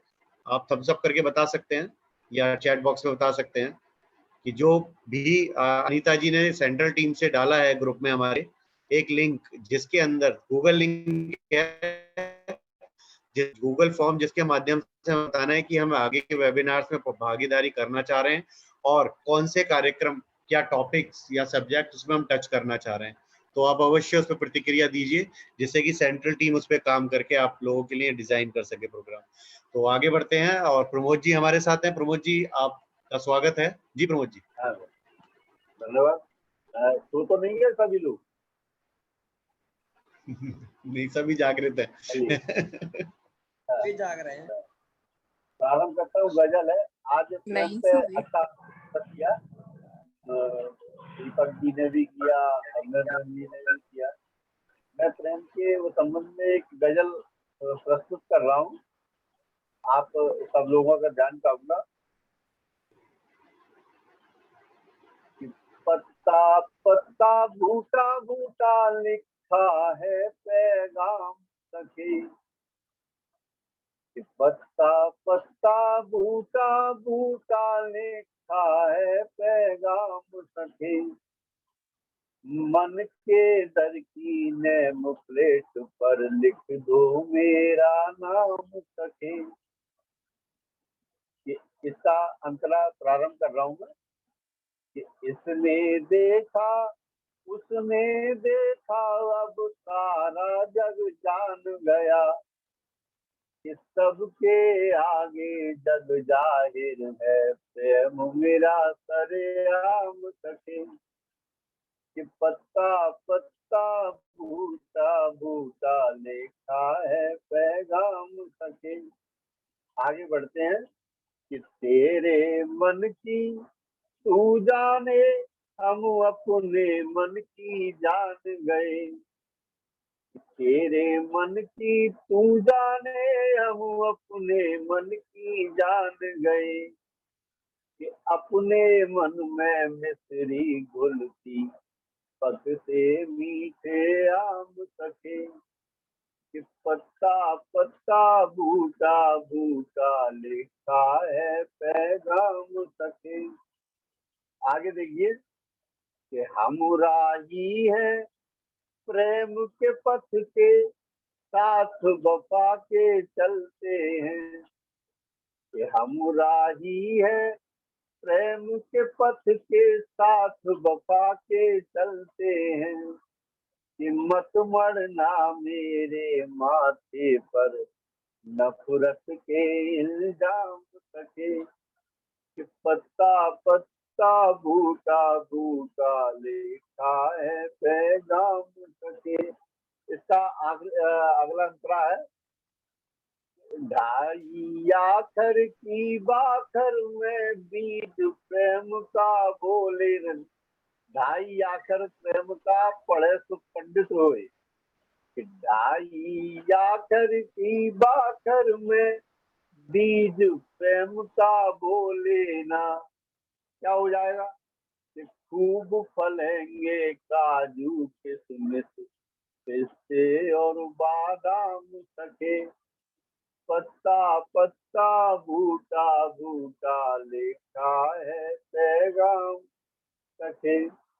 इसका अगला अंतरा है कि अब मूल मुद्दे पे आते हैं अपन, कि तेरा मेरा एक गांव है एक छांव है पीपल की, कि तेरा मेरा एक गांव है एक छांव है पीपल की, एक दीन है एक धर्म है एक है अपना धाम सके, पत्ता पत्ता बूटा बूटा लिखा है पैगाम सके, कि मस्जिद मस्जिद मंदिर की घंटी में मंदिर की घंटी के स्वर में राम नाम का उच्चारण, जानता हूँ सभी का कि मंदिर की घंटी के स्वर में राम नाम का उच्चारण, मस्जिद में मुल्ला बोलेगा सबको मेरा सलाम सके, पत्ता पत्ता बूटा बूटा लिखा है पैगाम सके। आखिरी अंतरा है इसका कि पावस की पावन बेला में पपिए प्यास बुझाएंगे, कि पावस बरसात में कि पावस की पावन बेला में पपिए प्यास बुझाएंगे, धारा बन राधा बरसेगी गिर आए घनश्याम सके, पत्ता पत्ता बूटा बूटा लिखा है पैगाम। धन्यवाद। बहुत बहुत सुंदर, बहुत सुंदर, आनंद, बहुत ही बढ़िया। आज की शाम बढ़िया। बधाई हो प्रमोद जी आपको, ऐसी सुंदर लिखते रहिए, प्रस्तुति करते रहिए और सब सबको, सबका मन प्रसन्न हो जाता है ऐसी सुंदर कृतियां सुनने के बाद। बहुत बहुत बढ़िया। तो समय बहुत तेजी के साथ आगे बढ़ रहा है, तो हम ज्यादा समय दे नहीं पाएंगे, तो मेरी भावना के लिए हम शेयर करते हैं। जी नीरज जी, मेरी भावना करने वाले दीपक जी। दीपक जी जी, स्वागत है। दीपक जी पढ़ो। जी दीपक जी, आप मेरी भावना का वाचन करेंगे? हाथ जोड़ लेंगे सभी। जी, मैं जिनको देख पा रहा हूँ कम से कम वो तो हाथ जोड़ ही लें, और जिनको नहीं देख पा रहा हूँ वे भी जोड़ लें, तो कोई दिक्कत की बात नहीं है, हाथ जोड़ने में बुराई नहीं है। सुखी रहें सब जीव जगत के, कोई कभी ना घबरावे, वैर पाप अभिमान छोड़ जग नित्य नए मंगल गावे। घर घर चर्चा रहे धर्म की, दुष्कृत दुष्कर हो जावे। ज्ञान चरित उन्नत कर अपना, मनुज जन्म फल सब पावे। मनुज जन्म फल सब पावे। सबको जय जिनेन्द्र। बहुत बहुत सुंदर प्रस्तुति दीपक जी, धन्यवाद आपका। और सभी को शुभ रात्रि, जय जिनेन्द्र, शुभकामनाएं। मिलते हैं अपने ग्रुप पर, आगे कार्यक्रम करते हैं, कार्य करते हैं। सभी को इस शुभेच्छा के साथ शुभ रात्रि। पुनः आप सभी के लिए जय जिनेन्द्र।